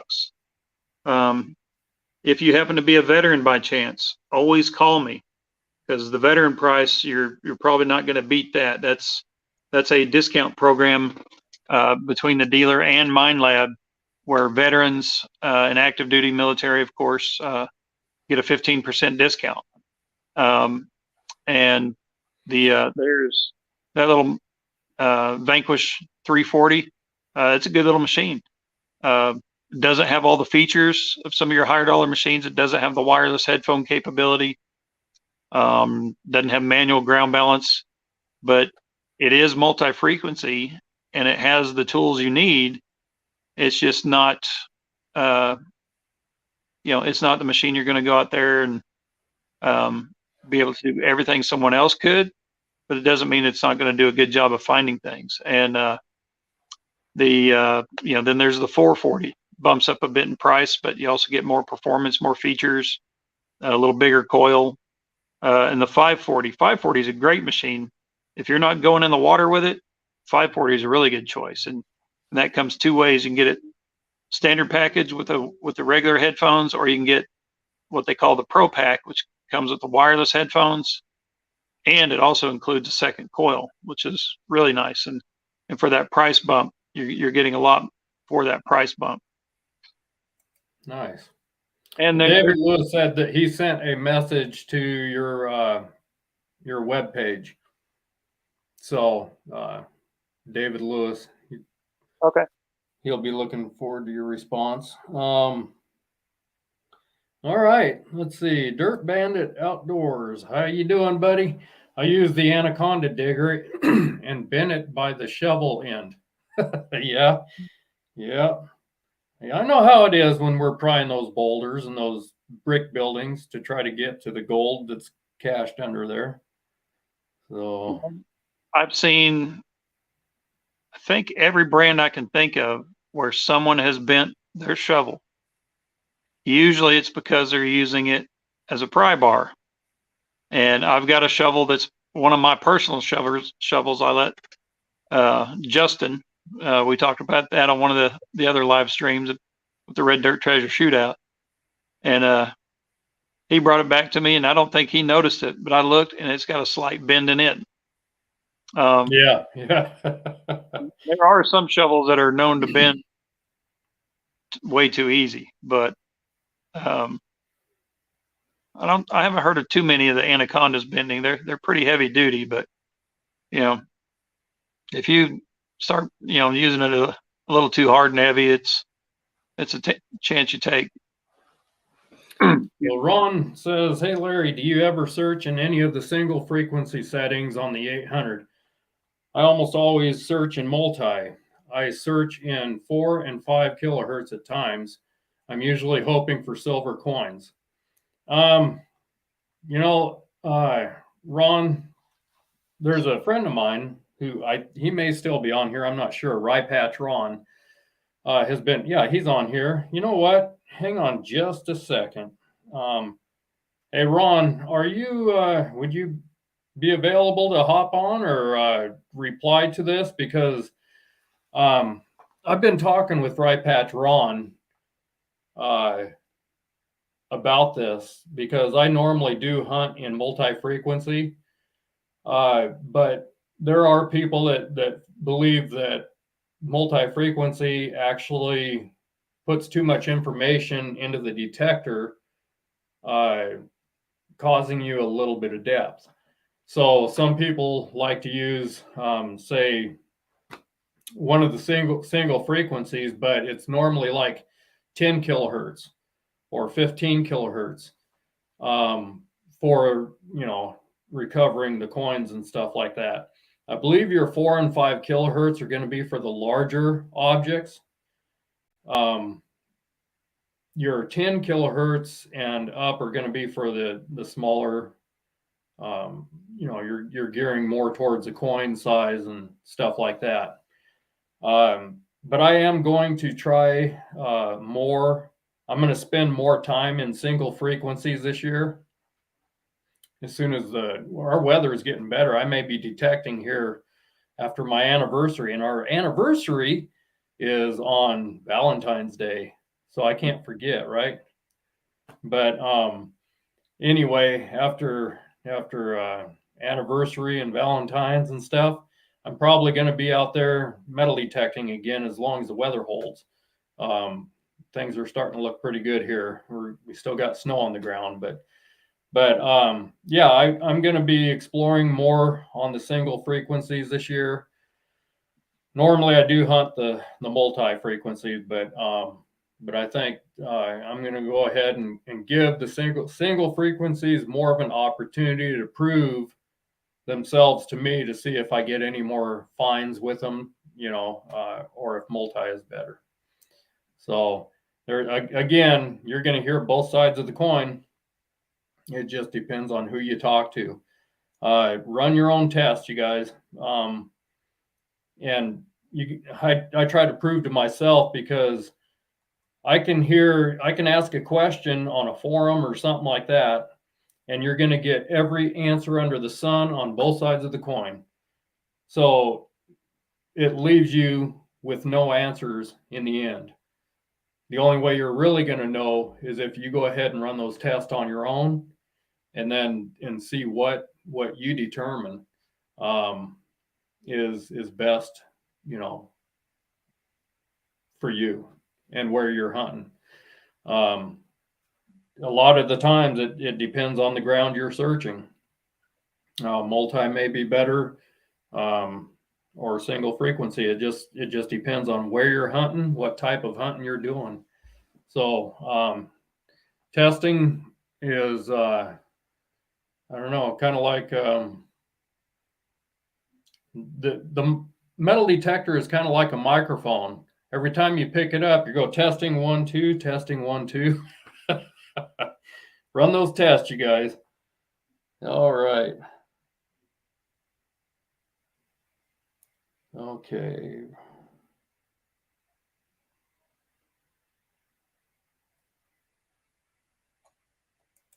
Yeah, Rypatch Ron, he says, general buy cheap accessories, that is what you get. Yeah, you got. I say this quite often. People want to know. Well, actually, I don't hear a lot about. They ask about digging tools and stuff. And a lot of people will just automatically go to a hardware store and say, "I'll just pick up a garden tool. I can dig with that." Guys, don't do that, because what's going to happen is you're going to be very frustrated with yourself, because when you go out metal detecting and you go to dig a plug or something like that, and that digger bends or breaks or whatever, which it will,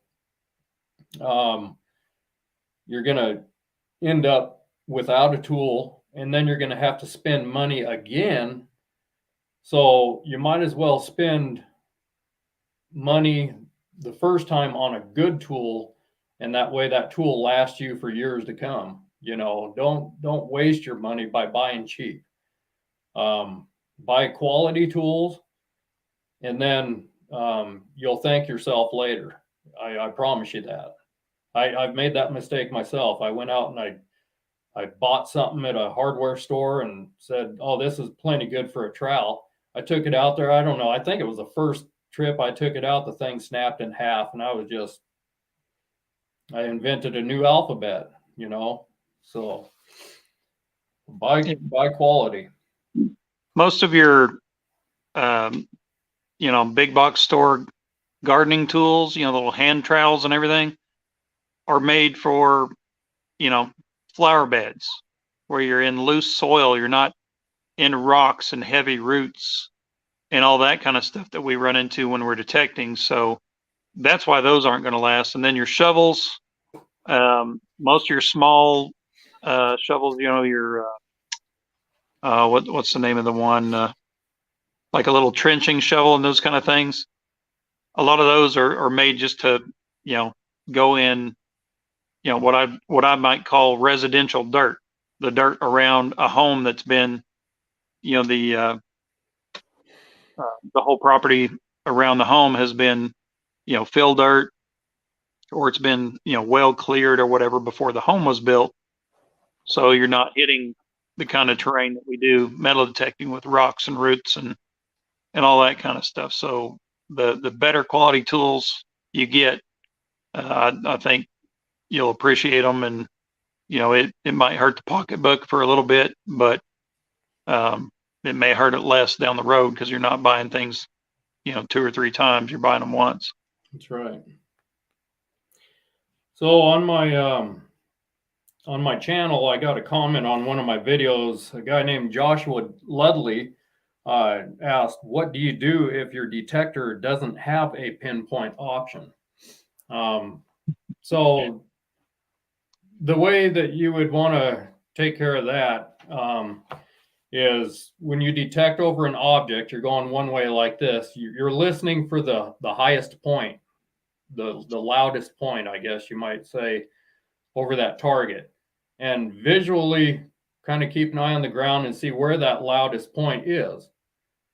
Keep that point in your vision and then turn 90 degrees and go again and listen for that loudest point and see where those 2 points intersect.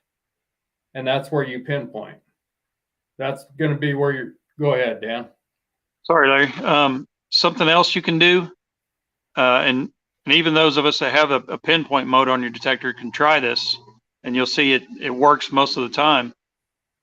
Put a coin on the ground and run your detector over it without hitting your pinpoint button. Just run it over it and just slowly bring the detector back closer to you until that coin, till you're no longer over the coin. And you'll notice usually within about an inch or so of the front of your coil, that's where you'll lose signal. So you can pick it up right over it to where you're just about 3/4 of an inch to an inch away. So if you do that, and then you can do it the opposite direction, pushing the coil away, then you know, okay, that's where it is. It's right after the coil drops off front to back. It should be there. And then turn the 90 degrees like you were saying and do the same thing. And you'd be surprised how accurate you can get just doing that. And practice with a coin on the ground that you can see, and it'll make a lot more sense to you as you're doing that. And if you don't have a pinpointer, after you've dug your plug and stuff and you don't have the pinpointer, some people, you know, if you don't have the money to buy one, pinpointer is very handy to have, extremely handy. But I went years locating targets without a pinpointer, so it could be done. But once you dig your plug, you can check with your detector to see if the coin or the object is in the plug or still in the hole. Once you have it out of the hole, then you locate it again with your detector to see just, you know, where it might be. And then start grabbing handfuls and run those handfuls over the coil. And once you have the object in your hand and you run it over the coil, don't wear a ring like I'm wearing right now because it won't work for you. But if you run that you've got the object in your hand, run it over the coil. Then you're going to take half of that material, put half of that material in the other hand, and see which hand has the object in it now. The one that has the object in it, empty the other hand, and then take half the material, put back in your hand again, and keep doing that. You're just minimizing the material until you actually locate the target in your hand. I hope that explained it. I may not have been too clear on that explanation. I think it's pretty clear. And the other thing you can do, same thing you're talking about, is just you don't have to run your hand under the coil. You can also go over the top of the coil. So, correct. You know, if you set your detector down and it's whichever end of the coil is closer, you can just go either way. You bet. You bet. Okay. How far should you swing the Knox 800? That I swing mine from North Idaho to South Idaho, but no. Lisa, what I do is, I mean, that's personal preference. It's really up to you, your comfort zone. On your longer sweeps, you're covering more ground, but at the same time, that can wear you out during the day too. So just take what's comfortable for you, and just concentrate more instead of on how far your sweeps are. Concentrate on your coverage that's in front of you. If you're only swinging, let's say 2.5 feet from side to side, just make sure you're overlapping each swing. Your longer sweeps will detect more ground as you go, but like I say, it just depends. That could wear your arm out more too. You can use your body to swing, you know, instead of using your arm so much, you can actually use your body to kind of swing the coil. But you just want to make sure that you keep that coil flat to the ground. And if the contour of the ground changes, let the coil change with it. You just mimic that ground with your coil every sweep and always overlap, just like you're mowing your lawn. When you make a pass to mow your lawn, you make that pass. When you come back, you're going to overlap just a little bit to make sure that you don't miss and leave a strip of that grass unmowed. It's the same thing with metal detecting. Make sure that you overlap your last pass. And you're going to still, I mean, unless you grid things out, you're still going to miss areas of ground. Everybody does. But you can hunt one direction. You may not get, let's say that you dig 3 targets in one direction and you've gone 20 yards. You turn around and come back that same direction, you're probably going to dig some more. Then if you come back and you crisscross and go a different direction, crisscrossing that area, I mean, your detector will pick up different targets at different angles. You may not hit a certain target at one angle, but you may hit it at a different angle. But your sweep, how far you swing the coil, that's completely up to you. Just go with what's comfortable for you, and just concentrate more on overlapping and getting good coverage. Keep that coil low to the ground and overlap every swing.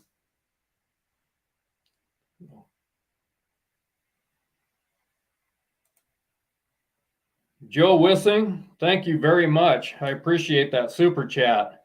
Yeah, and Joe, I don't think you've asked a question on here, have you? At least I haven't seen it. Is there anything I can answer for you? I appreciate that. And that really helps keep things going here. If you have any questions, feel free to put it in there, and we'd be happy to answer them for you.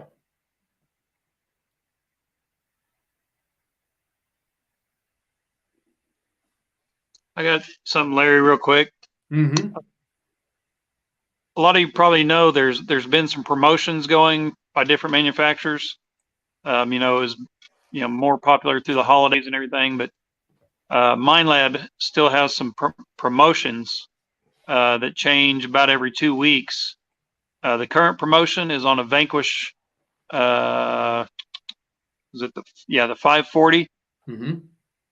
If you want a Vanquish 540, they're throwing in a Profine 15 pinpointer for free. Not a bad deal. And like I said, that's a nice detector. If you're not getting in the water, I've got a demo unit of the 540, and I took that out here playing with it, and I was surprised with it. It's much faster than I was expecting.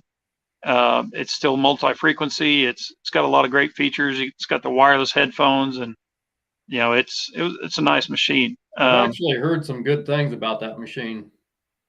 Yeah, and there's going to be another promotion starting February 16th, I believe it is. I'd have to look at the calendar. I believe it. Let me look at this other phone here.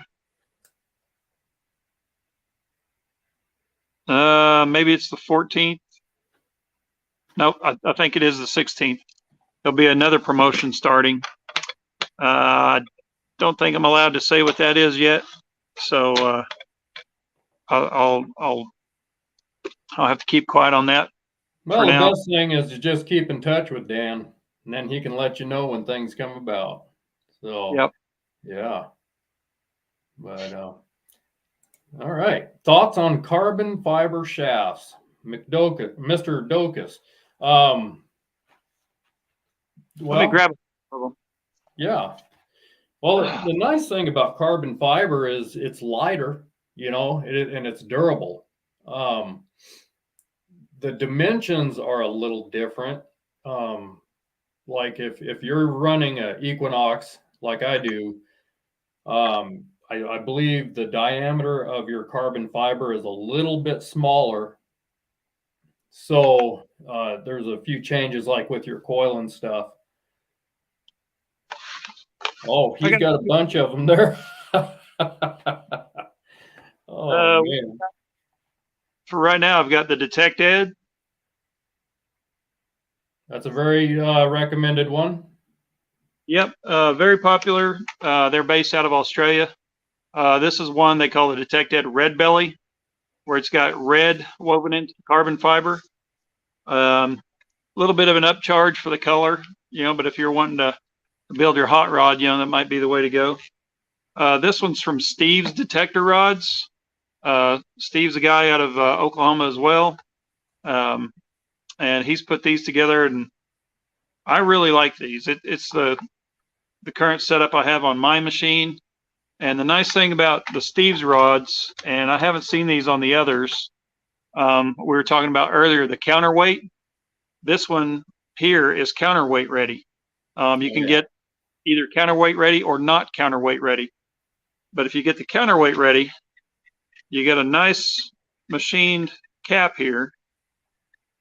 And this is aluminum. It's very well made. Just the cap here on the end. But, this is carbon fiber, of course. That unscrews, and then you can put your counterweight on the end to counterbalance, for the weight issue, especially with that 15-inch coil. And then also have the Steve's carbon fiber with a blue inlaid in it, and with the red. And the Steve's cost just a little bit more than the Detectors. They have a shinier or more glossy finish. The Detector has more of a satin or matte finish. Personally, I think the clamp on the Steve's seems to be a little more sturdy to me. I haven't taken a hammer and tried to see which one holds up better yet, but I think either one would be fine. The other thing on the Steve's rod that the Detector doesn't have, excuse me, is you've got 4 different holes where your arm cuff goes. So you got 4 different positions there. Whereas the Detector, it's just got one fixed position. So the Steve's rods cost, on average, I think they're about $10 more than a Detector. but I think you're getting your money's worth out of that, just because of the clamp, the adjustment on the arm cuff, and then if you want the counterweight, you don't have to buy it. But if you think you may end up wanting that, definitely go for the counterweight ready version. It's only $10 more than the standard version. And then you're ready for a counterweight if you decide that you need to go that route. Yeah, and if you plan on running a 15-inch coil, I'd probably go ahead and do that just to be safe. I'll get out a counterweight real quick here. I just got a new batch in today. Ron, thank you very much, buddy. I appreciate it. I appreciate you being here on this chat, and you guys are helping me out. I hope that we're providing value for you. That's really what this chat's all about, or this live stream here, is just trying to help everybody that we can here to have a better understanding. Like I say, I learned from you guys too, and I learned from Dan what not to do. And I apologize about the wiggle. I am on a very unstable table here, but that's what that wiggle is about. Thank you, Ron. That probably looked like I just threaded a silencer on the end of a gun barrel, didn't it? Sure did. That's exactly what I thought too. It's like, oh, that looks good. When I first got these in, a buddy of mine was here in the shop and he goes, "Is that a silencer?" I said, "No." He said, "Sure looks like one." I said, "Yeah, it sure does." But that's how that looks there. And then you'd have your arm cuff here. I'll be putting one of these on my machine probably after this live stream here. So tell me this, Dan, is that you can adjust your weight in that, correct? Yep, I just took the cap off. That's what I was about to show you. They're kind of stuck in here tight. Let me pound one out. Well, I busted Sounds that like it just got lighter. Yeah, I busted one. That was my fault. Oh, man.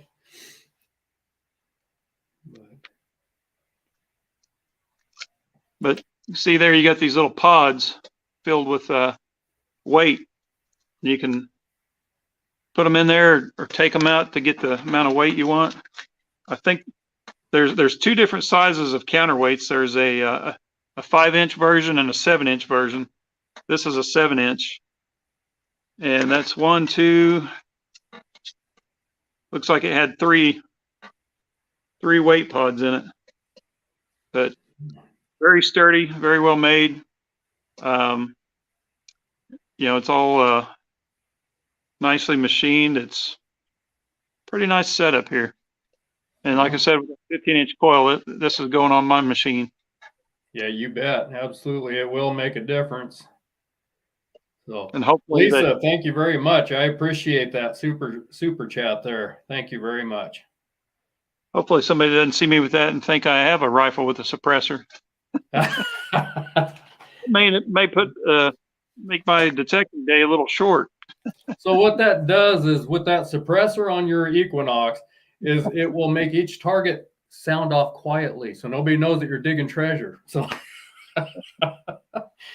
oh man, but yeah, thank you, Lisa. I appreciate that. I hope that we have answered your questions to your satisfaction there, to where you understand. Well, just to where I'm answering your questions in a good way. So, well, is it one of those? Isn't it questions are answered for free, but correct answers will cost you money? Isn't that how it works? That's right. I forgot about that part. Oh man. All right. Nolan.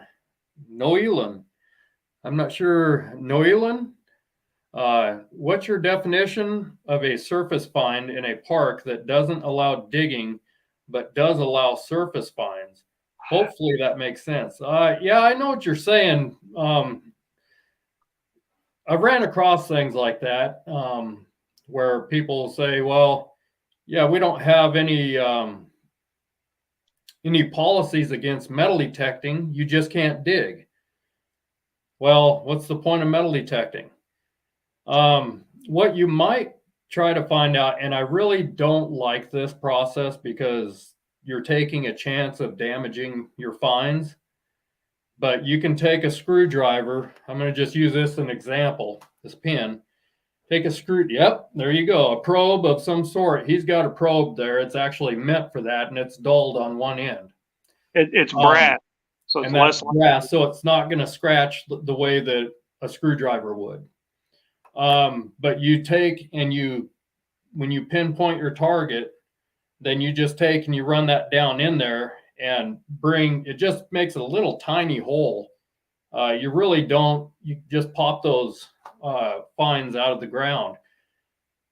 I've never done that much because I don't want to take the chance of damaging a silver coin or gold or whatever it might be. But I don't hunt too many areas that say I can't dig. So if that is an option, if it's an area that you think it's worth hitting, you might just find out about, talk to Dan, maybe get a probe or something like that, and go with that option, because that is very uninvasive to the ground. So a surface find, I mean, the only thing you're going to find on the surface is what was dropped yesterday and last week, but it's not going to be the old stuff that that we're all trying to find. I have found rings and some pretty neat stuff on the surface, but it's not what I target. I target the old stuff, and the old stuff is down deep. It's down, I shouldn't say it's all down deep. I've dug 1800s coins only an inch into the ground. So, yeah, I'd recommend, if you're not able to dig, maybe propose using a probe instead, which is, they're not going to really know where you've been with a probe. Dan, you want to explain that probe that you had there? Well, I've got a guy here in my local town, and I see him at the park occasionally, and this is usually all he takes, because these parks have been hunted, over and over and over. So I guess your definition of a surface find, is what's going to be the question, because you're at a park or anywhere that says you can't dig, and you show them this and say, is this okay? They might give you the go ahead. And, this guy that hits his local parks, he's pulling targets that are sometimes 2 and 3 inches deep with just this. And the trick to it is, if you use a pinpointer, turn your sensitivity up. And a lot of times you can find that target without piercing the ground with anything. And you can get right over that, directly over the top with your pinpointer. And then you come to the side, just away from where your pinpointer says the target's at. So you get the probe under it, and you use the probe to push it out. Then, there's less risk of damage to the target, because you're not coming down directly on it and putting pressure, pushing it more into the ground. You're actually bringing it up out of the ground. And if it's an inch or less deep, unless you got some really hard ground, that's just like concrete, just that pressure of the brass pushing that target up probably isn't going to do anything noticeable to that coin. Especially if the ground is soft after the rain or something like that. You're basically using the tool to just kind of push it out of the ground. I watched a YouTube channel.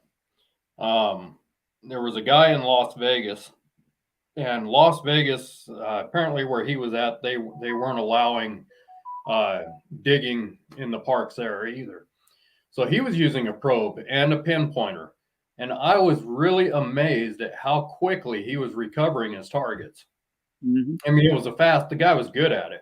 He would take the probe and go like this until he felt the target, and then he would get off to the side of it and just pop it out. And it was just that quick. I was very, very surprised. So yeah, but where here I can dig, I'm going to dig. But if the probe is your option, grab it. May give you an opportunity to hunt a permission. Tommy, thank you, buddy. I appreciate that. I appreciate the super chat. So I didn't see you in here earlier. I'm having a hard time watching the chat, but these super chats come up in different colors and stuff, so they stand out. But thank you very much, buddy. I appreciate it. All right. With the rocks in our soil, that would be tough. Oh, let's see. Yeah, for probing in rocky ground, I would think that would be a tough option. Mm-hmm. Let's see. Yeah, if you're looking for recently lost items, it is best to lower the sensitivity so the deeper stuff doesn't produce a signal to make it easier to find. If so, how low of sensitivity setting? You know, I guess you could say that, but personally, you can also. I mean, this is going to require looking at your screen more, but when you get a signal, you can always glance over and see what the depth is showing on. And if it's an average coin size target, then you know your depth is going to be fairly accurate. But if it's a larger piece of iron or something like that, then that also sounds off good too. Sensitivity, I don't know. For just going to low, to just dig like 3 inches deep or something like that, I don't know. I would say I've never tried that. I've got a scenario on that, Larry. We talked about it on one of the other live streams, that earring I helped that woman find. Yeah. We knew it was going to be on the surface. So for that reason, I notched out a ton of stuff, anything outside of the range of the earring, that we had as a match, to set our detector up with. And I turned the sensitivity way down because unfortunately the earring was ringing up in the same range as a lot of small pieces of foil. And I didn't want to be digging a piece of foil at 7 inches. I'd much rather just find her earring on the surface. So I can't give you a number on what I had that sensitivity turned down to, but it was turned down quite a bit. But that's because we were looking in a specific area for that one specific target. I wasn't trying to find anything else at all that day. And that if was. you're using the Equinox is a very sensitive machine to begin with.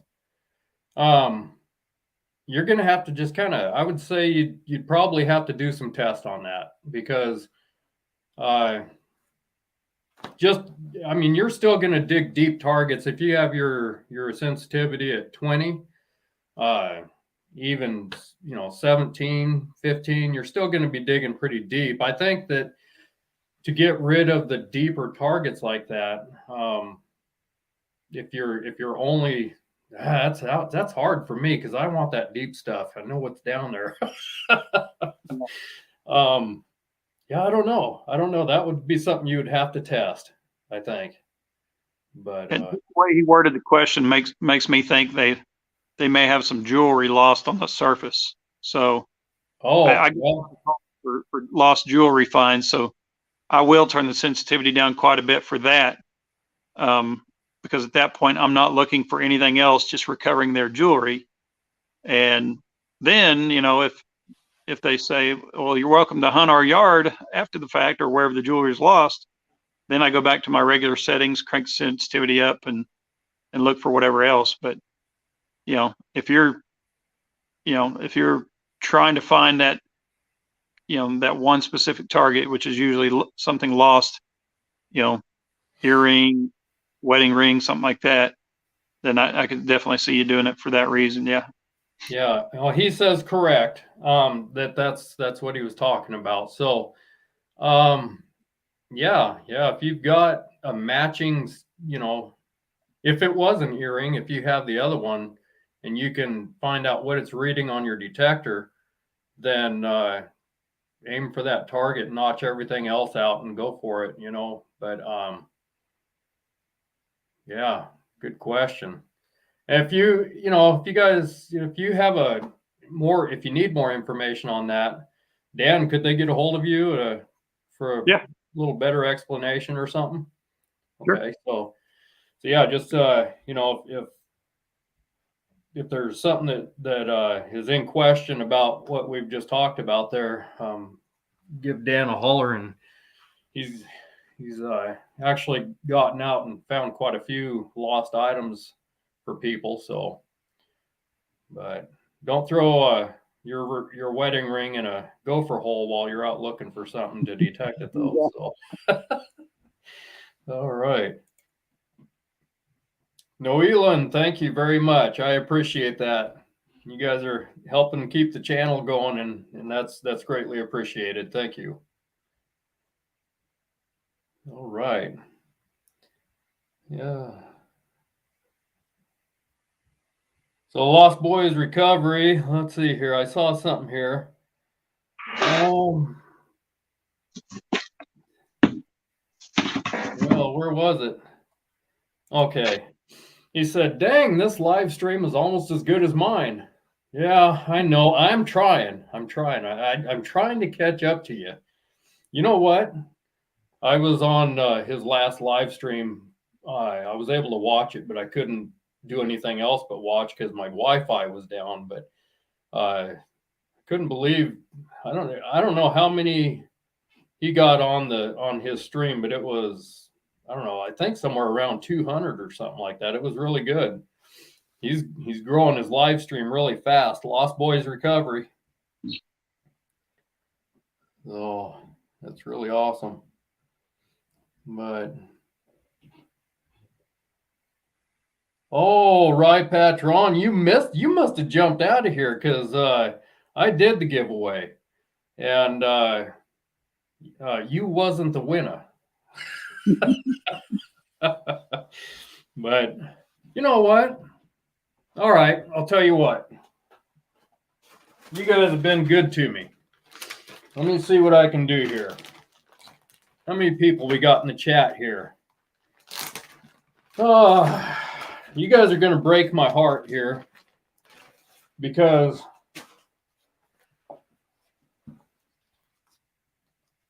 I think I'm going to give away something that's pretty special. You guys want me to give away something pretty special? All right. How about, let's see here. How about if I give away something from 1853? Would that be all right? Let's see here. How about an Ohio savings $5 banknote from 1853? Nice. Would that be a good giveaway? If it would be, let me know and I'll think about doing that next time. No, I'm kidding. We'll do a giveaway. All right, you guys. This is kind of a hard one to give away for me. I kind of want it. I want to keep it myself. But on the back, it's just, you know, I guess they just made them one-sided back then.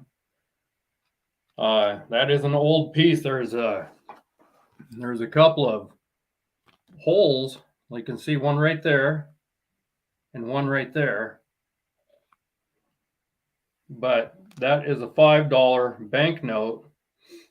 Ohio Savings Institute, $5. Tip it. So, all right. So I'll tell you what, let me get this going again. And let me get into the giveaway, and I'll come up with, let's see here. I got to figure out how to, whoops. All right, bear with me here, you guys.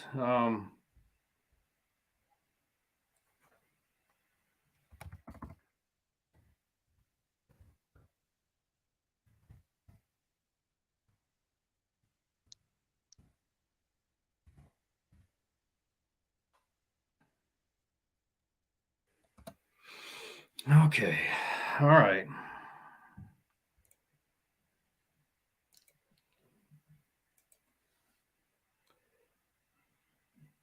Let's see here. We'll go with.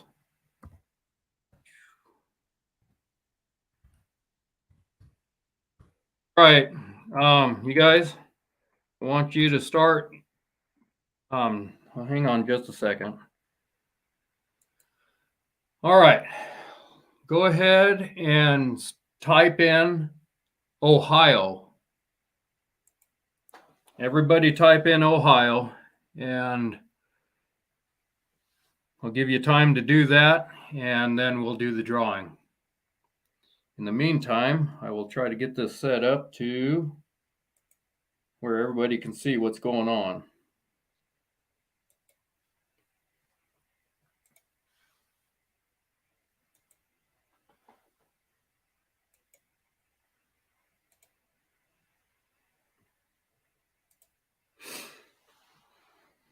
Okay, everybody's in there typing. Ohio, Ohio. It doesn't matter if it's capitalized or lowercase, just type in Ohio.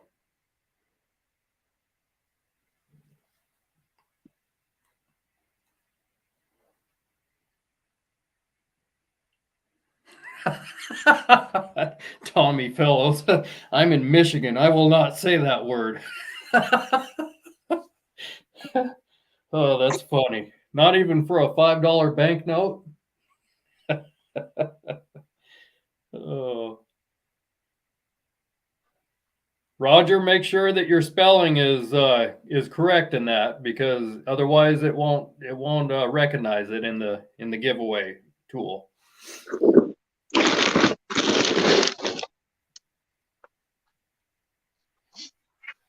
All right.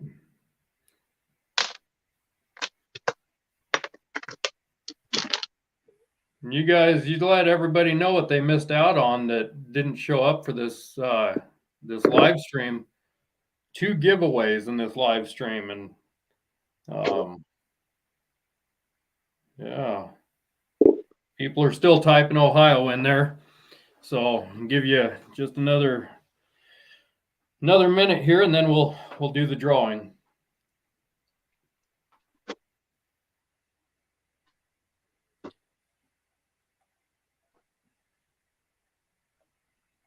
I hope that we provided some value for you guys tonight.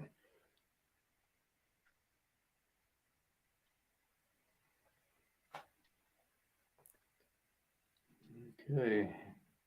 People are still typing in, so. And whoever wins will have to send me an email at sodbustersmetaldetecting@gmail.com.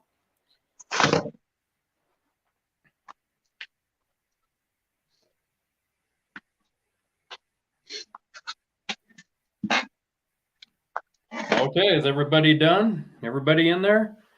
All right. If you're not, type it in quick because we're going to draw. All right, so we're going to go we got 38 entries. Out of 62 people that are in the chat right now, only 38 entries have been brought in. So you better, if you want in on the drawing, you gotta type in Ohio. Just type in the chat box there, Denny. Right down here in the chat where you just type what do we type in? Just type in Ohio. Right there on the screen. There's it says Ohio. Just type that in and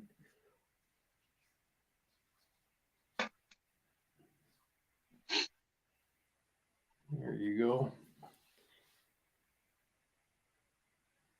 Okay, still got people typing in, so I'll give you another minute here just to make sure everybody gets a chance to type it in, and everybody's got a chance.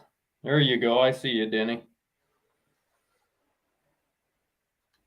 Hey, Larry, if I drop off for some reason, my battery's getting real low, so that would be one. looking for a charge cable, but I can't find one at the moment. Okay. Sounds good. Well, I won't hold it against you this time. Actually, might be one over. I'll be right back. Okay.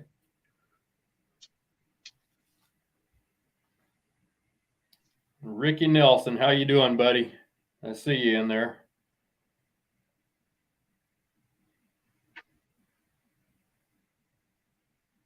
You can still type it in, Mark, even if you won the last giveaway. This is just you know, the computer chooses the winner, so this is it's completely fair. You're here, you can go ahead and enter in for the drawing as well. I'm gonna need an alias to be on here so I get a chance to win. Yeah. All right. Okay. Well, it looks like the typing is slowed down here. Okay. Let's see. Yeah, I want some warmer weather too. All right. It was 69 degrees here yesterday, Larry. Oh my goodness. That's heaven. I wasn't complaining. Actually, Lost Boys Recovery. Yeah, Dan is a moderator on here. Okay. There, I got my phone plugged in. We're good. I didn't see a spammer. I didn't see that. Okay. Well, you guys, we're going to go ahead and do the drawing. It looks like people have quit typing in the Ohio word. So if everybody's in, we'll go ahead and do this. Oh, there's one more. All right. I'm going to check this one more time. Got 44 entries. All right. Thanks, buddy. I appreciate it.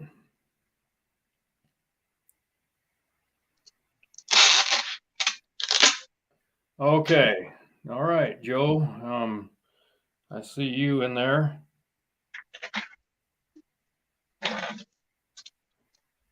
Okay. All right, you guys, here we go. We're going to go ahead and draw this. We're going to count down from 3, 2, 1, draw. Here we go.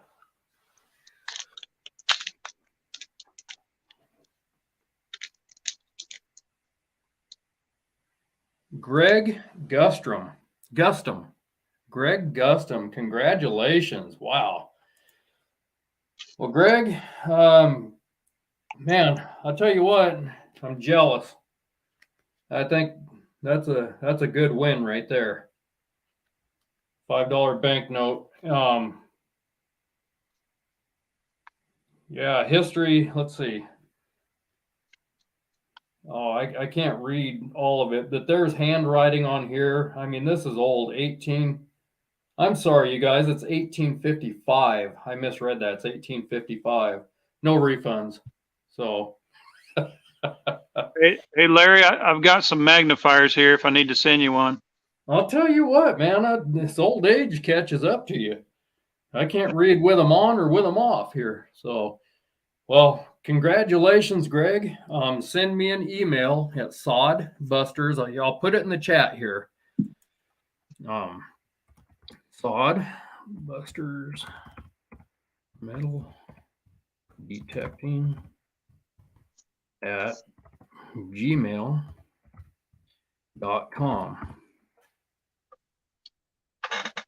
I think about as fast as I type, pretty slow. So, all right. Yeah, be sure you contact me and let me know that you were the winner. Give me your name and your address to where I can send this banknote. And I need to write this down. All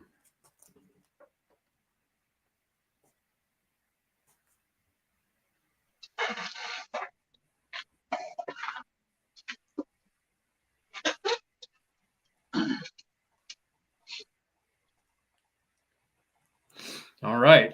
So, congratulations. That's a great win. All right. I'll be looking forward to the email to get your information to send this off. All right. All right. Well, here. All right. Let me check. See, did you find yourself a cord there, Dan? Yep. All right. Yeah, that's a neat note. I'm gonna miss that one. That's a neat piece of history right there. Please, let's see. Please check. Okie State Fan. Please check your PayPal. Want to make sure that money went to the right person. Oh, I'll have to check into that.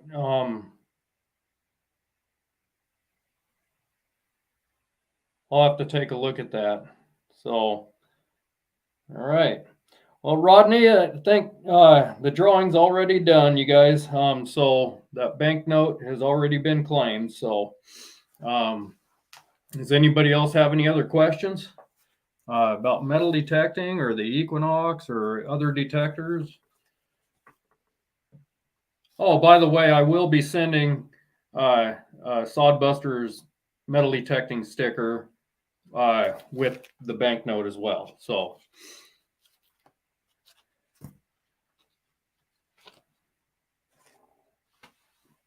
all right.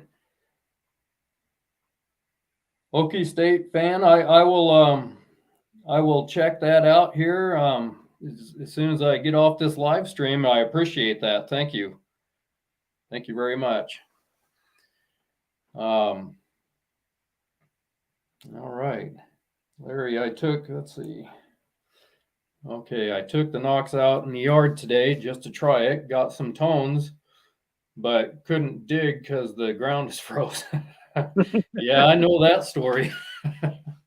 We're starting to thaw out around here, though. It's getting to the point where it's getting muddy.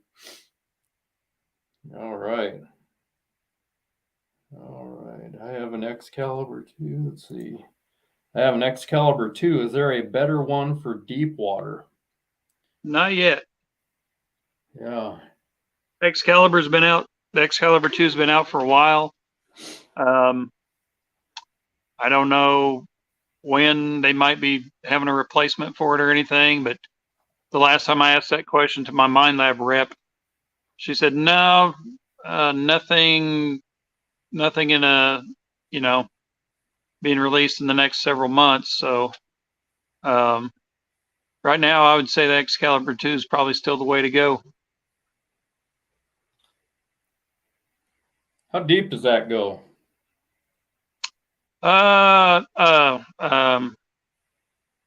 Underwater.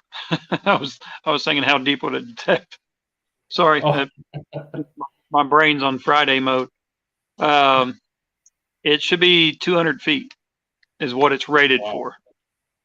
Now, I know there's another machine or two out there that are rated for 250 feet, I believe. Wow. Yeah, that's deeper than I want to go in the water. That's for sure. Dan's actually a certified scuba diver, so I've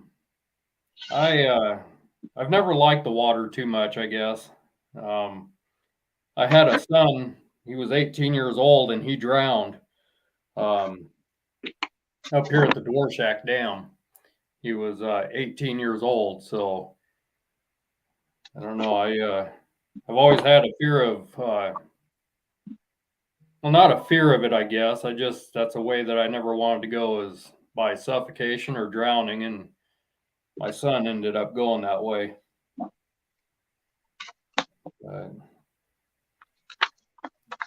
Okay, just wondering what the underwater headphones you would recommend for the Knox 800. 1 second.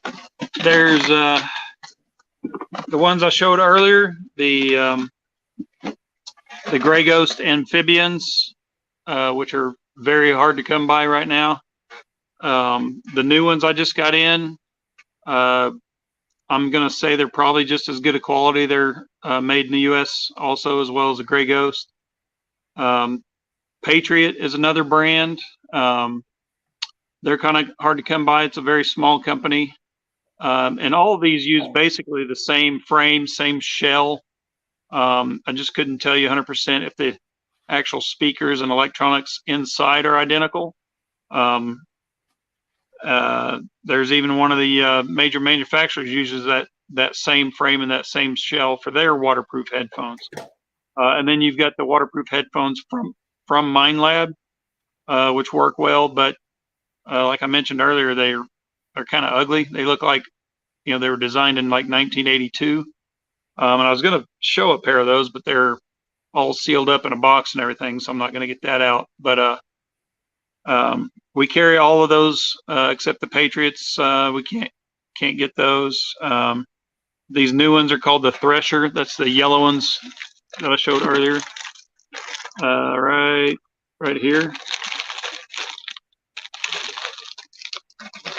And they're all pretty similar on their price range. The Minelab factory headphones, I think, are actually about $10 cheaper on average than the other threes. The other three are all right about that same price level as what you're going to see online.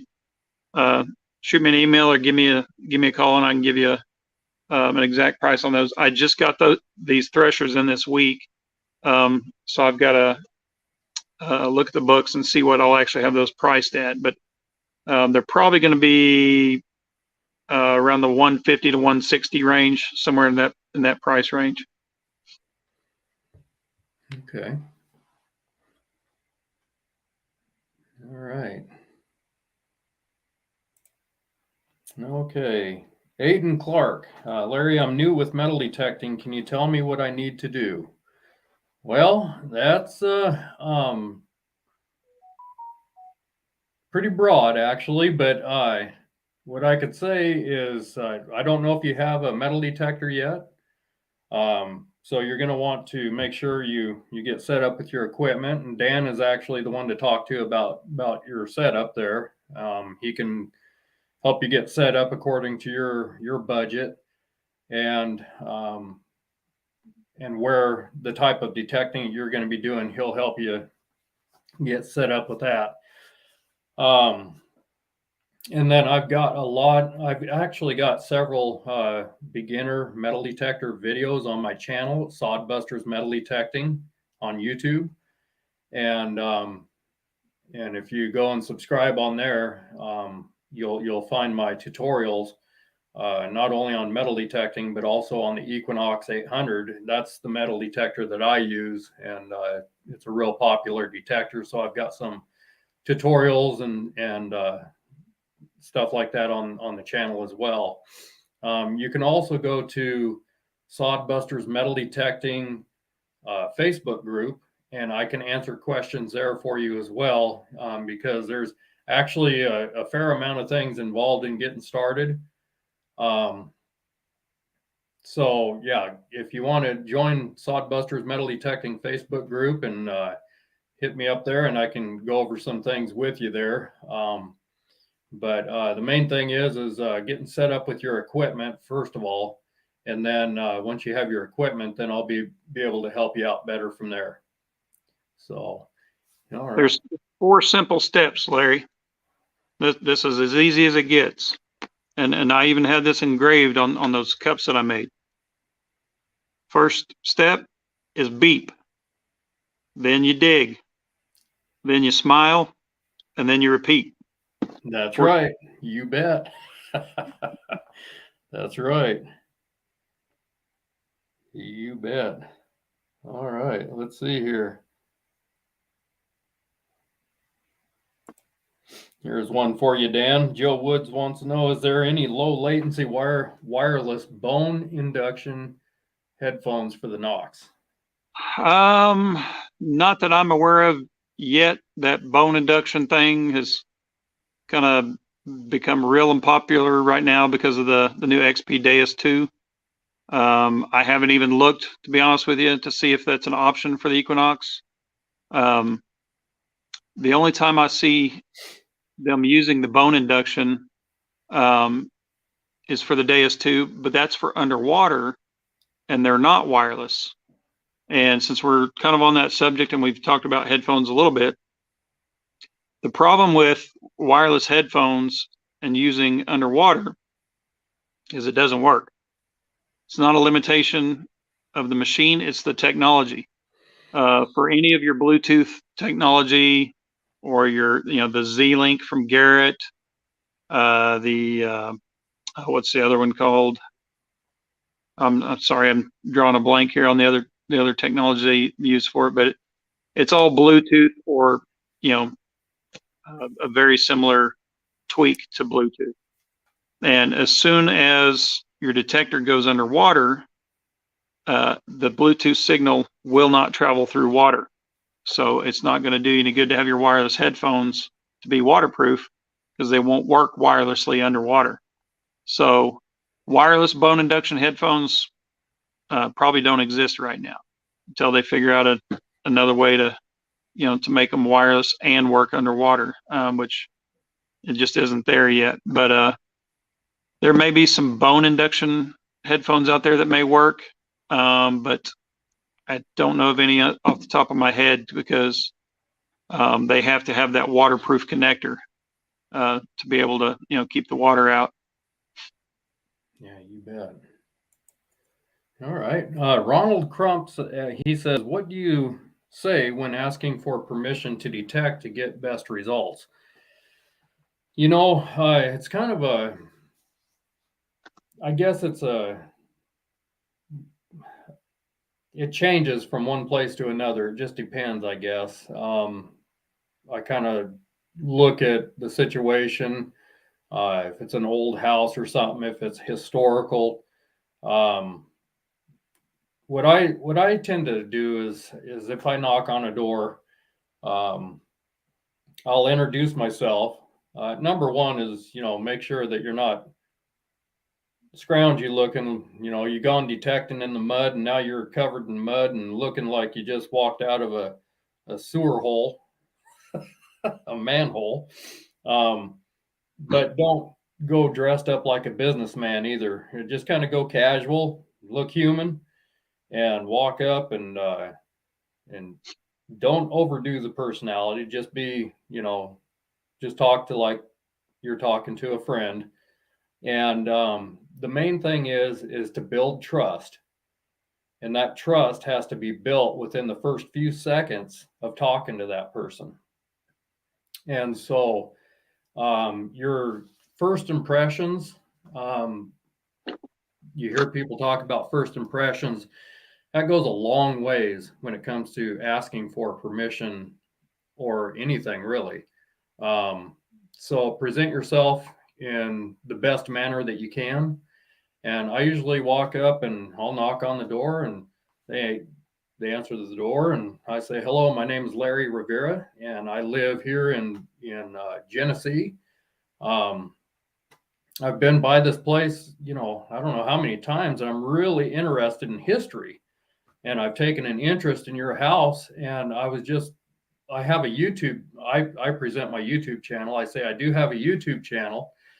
And what I do is I present YouTube or metal detecting adventures on YouTube. And I was wondering if you would have any objections to me metal detecting in your yard. And most of the time, people just, yeah, go ahead. I get my no's as well. You get yeses and no's. The thing is, if somebody tells you no, accept it graciously and say, I completely understand. And I appreciate your time. And I will hand them a card. I've got little cards I've made for detecting. As a matter of fact, I think I got one in my wallet here. I present them with one of my cards here. Sorry about the lighting tonight, guys. I'm going to have to get this fixed. But on the back side, it's got a little saying on there that says, producing metal detecting adventures on YouTube as we recover lost items from past and present. Preserving history is our passion. So this has my phone number on it and my YouTube channel. And I said, feel free to take a look at my YouTube channel. And if anything changes, if you could give me a call, I'd sure love to see if you have any history in your yard. And I think it'd be interesting for both of us to find out what may be there. And, you know, I've had people tell me no right there at the door. And then I get a call a week later and say, you know what?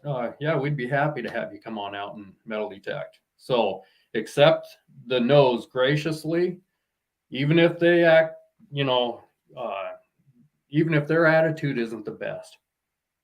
You be the top guy and say, I completely understand, no problem at all. You have a nice day, you know, and go find yourself another permission. So it's all about your attitude. And Dan, what do you got something going? Yeah, I was just going to mention something that, you know, some owners will kind of be on the fence, or they may be hesitant at first.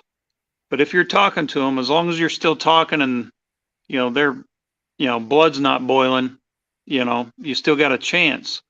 And something I found that will often help out is a couple of things, actually. If they say, I don't want any holes dug in my yard, say, well, I dig plugs. And, you know, explain to them that, you know, you're just, you know, cutting a horseshoe shape and popping it up. You're not really digging an actual hole, because people don't want a hole. You know, they don't like to hear that word. Say, I dig a plug, and then when I cover it back, you probably never even know it's there. Especially if after the next rain, they shouldn't be able to tell where you dug. The other thing that I was getting to, and keep bouncing around here a little bit, was if you can, if you have one detector, even if it's something you picked up off of Facebook Marketplace for $40, you know, you know, a very basic, cheap bounty hunter, you know, whatever it happens to be, have that detector with you. And sometimes, when you're talking to the owner and say, you know, I have a second machine with me. If you'd like to try it out, you're welcome to join me. Sometimes that will win them over, and you'll get the permission instead of, you know, having to leave and try another day. And also, you guys, if they say yes, you know, yeah, feel free, go ahead and go metal detecting. They may not even understand what they gave you permission to do. So when, you know, if they do say, sure, yeah, go ahead. I don't see any problem with that. Let's say, then explain to them, okay, just so you know, I still hand them a card. I say, if at any time you have any questions for me or anything, feel free to call me, you know. But I tell them my process is I use my metal detector. When I get a signal, then I use a shovel that's 36 inches long. Well, 32 inches is my lash right now, but it's a small metal detecting shovel that I dig a plug, just as if you were going to plant a tree or something. You're going to dig that plug, but I flip the plug up, lay it over sod to sod on its back. I go ahead and I recover my target with an electronic pinpointer. And after I recover the target, then I flip the plug back into the hole where it came from, tamp it down, and you can't even tell that I've been there, you know. And another thing, guys, I for one, I don't even ask on pristine people that really groom their yards. I don't even ask. I just can't bring myself to do it. But if you do, be sure you use a drop cloth. Take a drop cloth, set it beside the hole. Whatever material you pull out of that hole, set it on the drop cloth. When you're done locating your target, fill the hole back in with that material that's on the drop cloth, and then pull your plug back in, tap it down. It will make a difference. Man, my lighting is just really acting up here. But that's gonna, the way that you dig your holes and stuff like that is gonna make a huge difference in the next permission that you get in that neighborhood. I guarantee you. And the way that you present yourself in that yard, if you get that permission, could be could gain you more permissions or lose you permissions, because that person, if they see you go out there and you're that was just a piece of garbage, and you take a piece of junk instead of putting it in your pouch and you throw it out there in the yard somewhere, and it doesn't even have to be a yard. If it's a field, tell you what, if a farmer goes and gets a wrought iron or an iron rod through his $5,000 tractor tire, he's not going to be very happy with you. Have some respect for whoever gives you permission. I don't care how small the yard is. I don't care how big the property is. Respect it in every way. As a matter of fact, I had an email, not an email. It was a comment.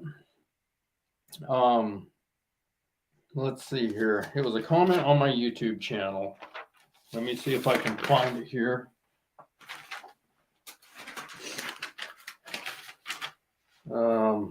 Okay.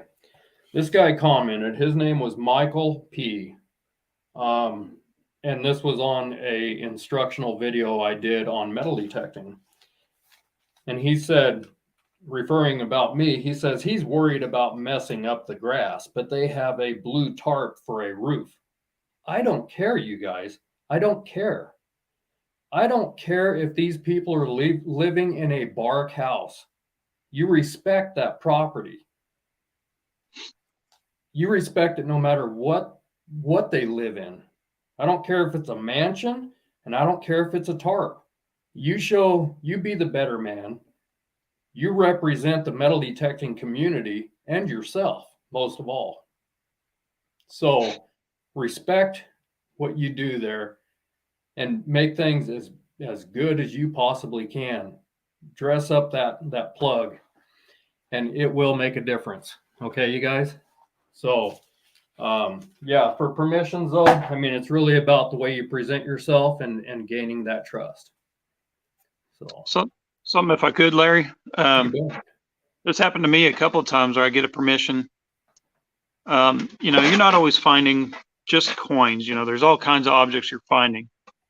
If you find something that has history tied to that house, or especially to that family, or even a family that lived there before, that you can give to that landowner, absolutely, that will go. I mean, you may find yourself, their friends calling you, hey, Joe said you found this at his property, you're welcome to dig here anytime, that kind of thing. Mm-hmm. You may get permissions without even having to go ask for them. You may be getting phone calls and stuff. Perfect example. You're hunting a yard, you find a pet tag, and there's some pet tags that are pretty darn old. Mm-hmm. Let's say somebody's house that may happen to be in their 80s, and you find a pet tag, says Rover, 1967, and that old, their heart just sinks for a minute, and they remember that dog, and you give them that tag. I mean, you just brought back some of their history to them, and they will remember that. Yeah. Same thing. I mean, everyone hates to give up a ring, but if you find some jewelry there, I would at least present it to the owner, because if they recognize it, oh, that's my daughter, she lost that, whatever, especially something easily identifiable like a class ring. Because if they found out later that you found that and you didn't tell them, that's going to cost you everything. Oh yeah. And legally, I don't know about every state, but legally, most states that I've been aware of, unless you have some kind of written agreement, that landowner still owns all those objects, unless you've had the agreement. That's otherwise, right. When you say you're metal detecting, and retrieving targets, usually it's assumed, that you get to keep them. But that's not always the case. And I've heard some stories of guys that got permission, and then the landowner saw they found some really great stuff, and landowner said, well, y'all get the heck out of here and leave that where it's at. And one case, it happened to be a coffee can full of paper cash money, and it was several $1,000s, and they were going to take it to the owner and say, hey, we found this. And they knew they would the owner was probably going to keep the majority of it. Mm-hmm. And, you would assume they might do some kind of fair split, because that homeowner wasn't ever going to find it. They found it, but instead that homeowner, he flipped real quick, and he showed his ugly side and told them to get off his property. So if that happens, you are on their property, and you don't want, to end up where that could possibly go. So like Larry said, respect the property, respect the property owner, be the bigger person, and just, walk away. That's right. And then trash them on Facebook. No, I'm just kidding. Yeah. Now, Dirt Bandit Outdoors, he says, do you think filming a quick demo on your phone and showing the owner how you cut a plug would be of help? Yes, I think that would be a great idea, because I got a permission on a schoolyard one time that was privately owned. And I called him on the phone and asked him, if he would mind if I metal detected. And he said, yeah, no, go ahead. That would be fine. Well, later on in the day, after I'd been there for probably 2 hours, apparently people in the town were calling him and saying, you got somebody digging holes all over your schoolyard. Well, he pulled up and he says, well, oh, no, he says, we can't do this. He says, I thought you meant you would dig like one hole. And I don't know where he got that, but that's where, I kind of learn as I go, and explaining to people the process and what you do.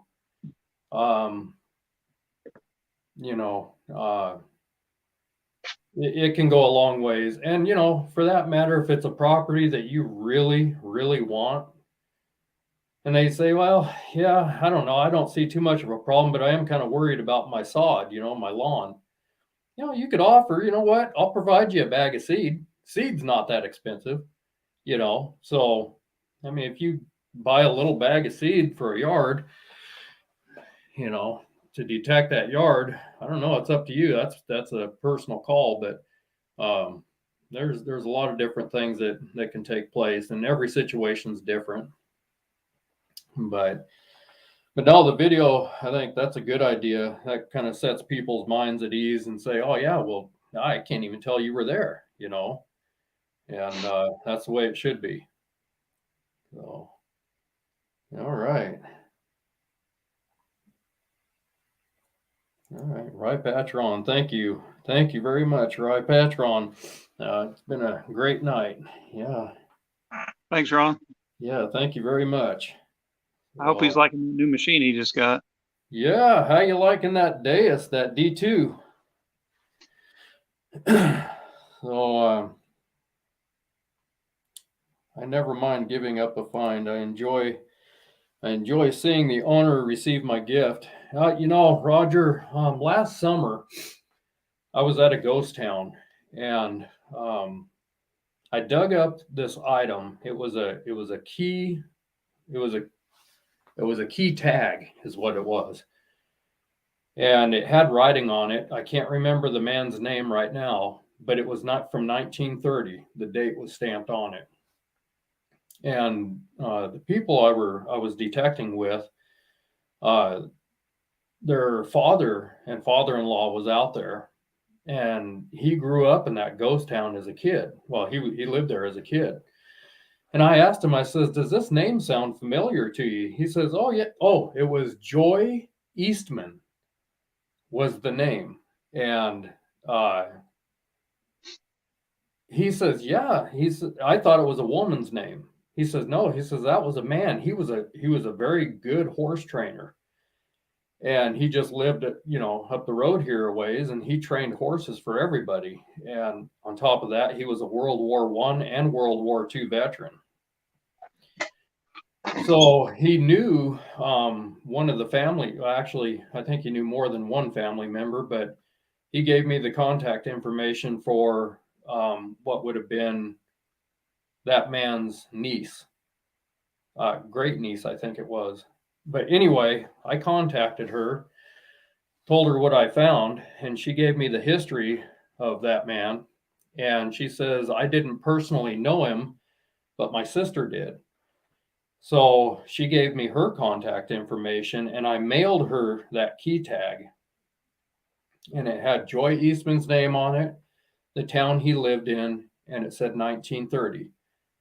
And she wrote me a letter and said, this is just awesome. She says, this is a piece of family history.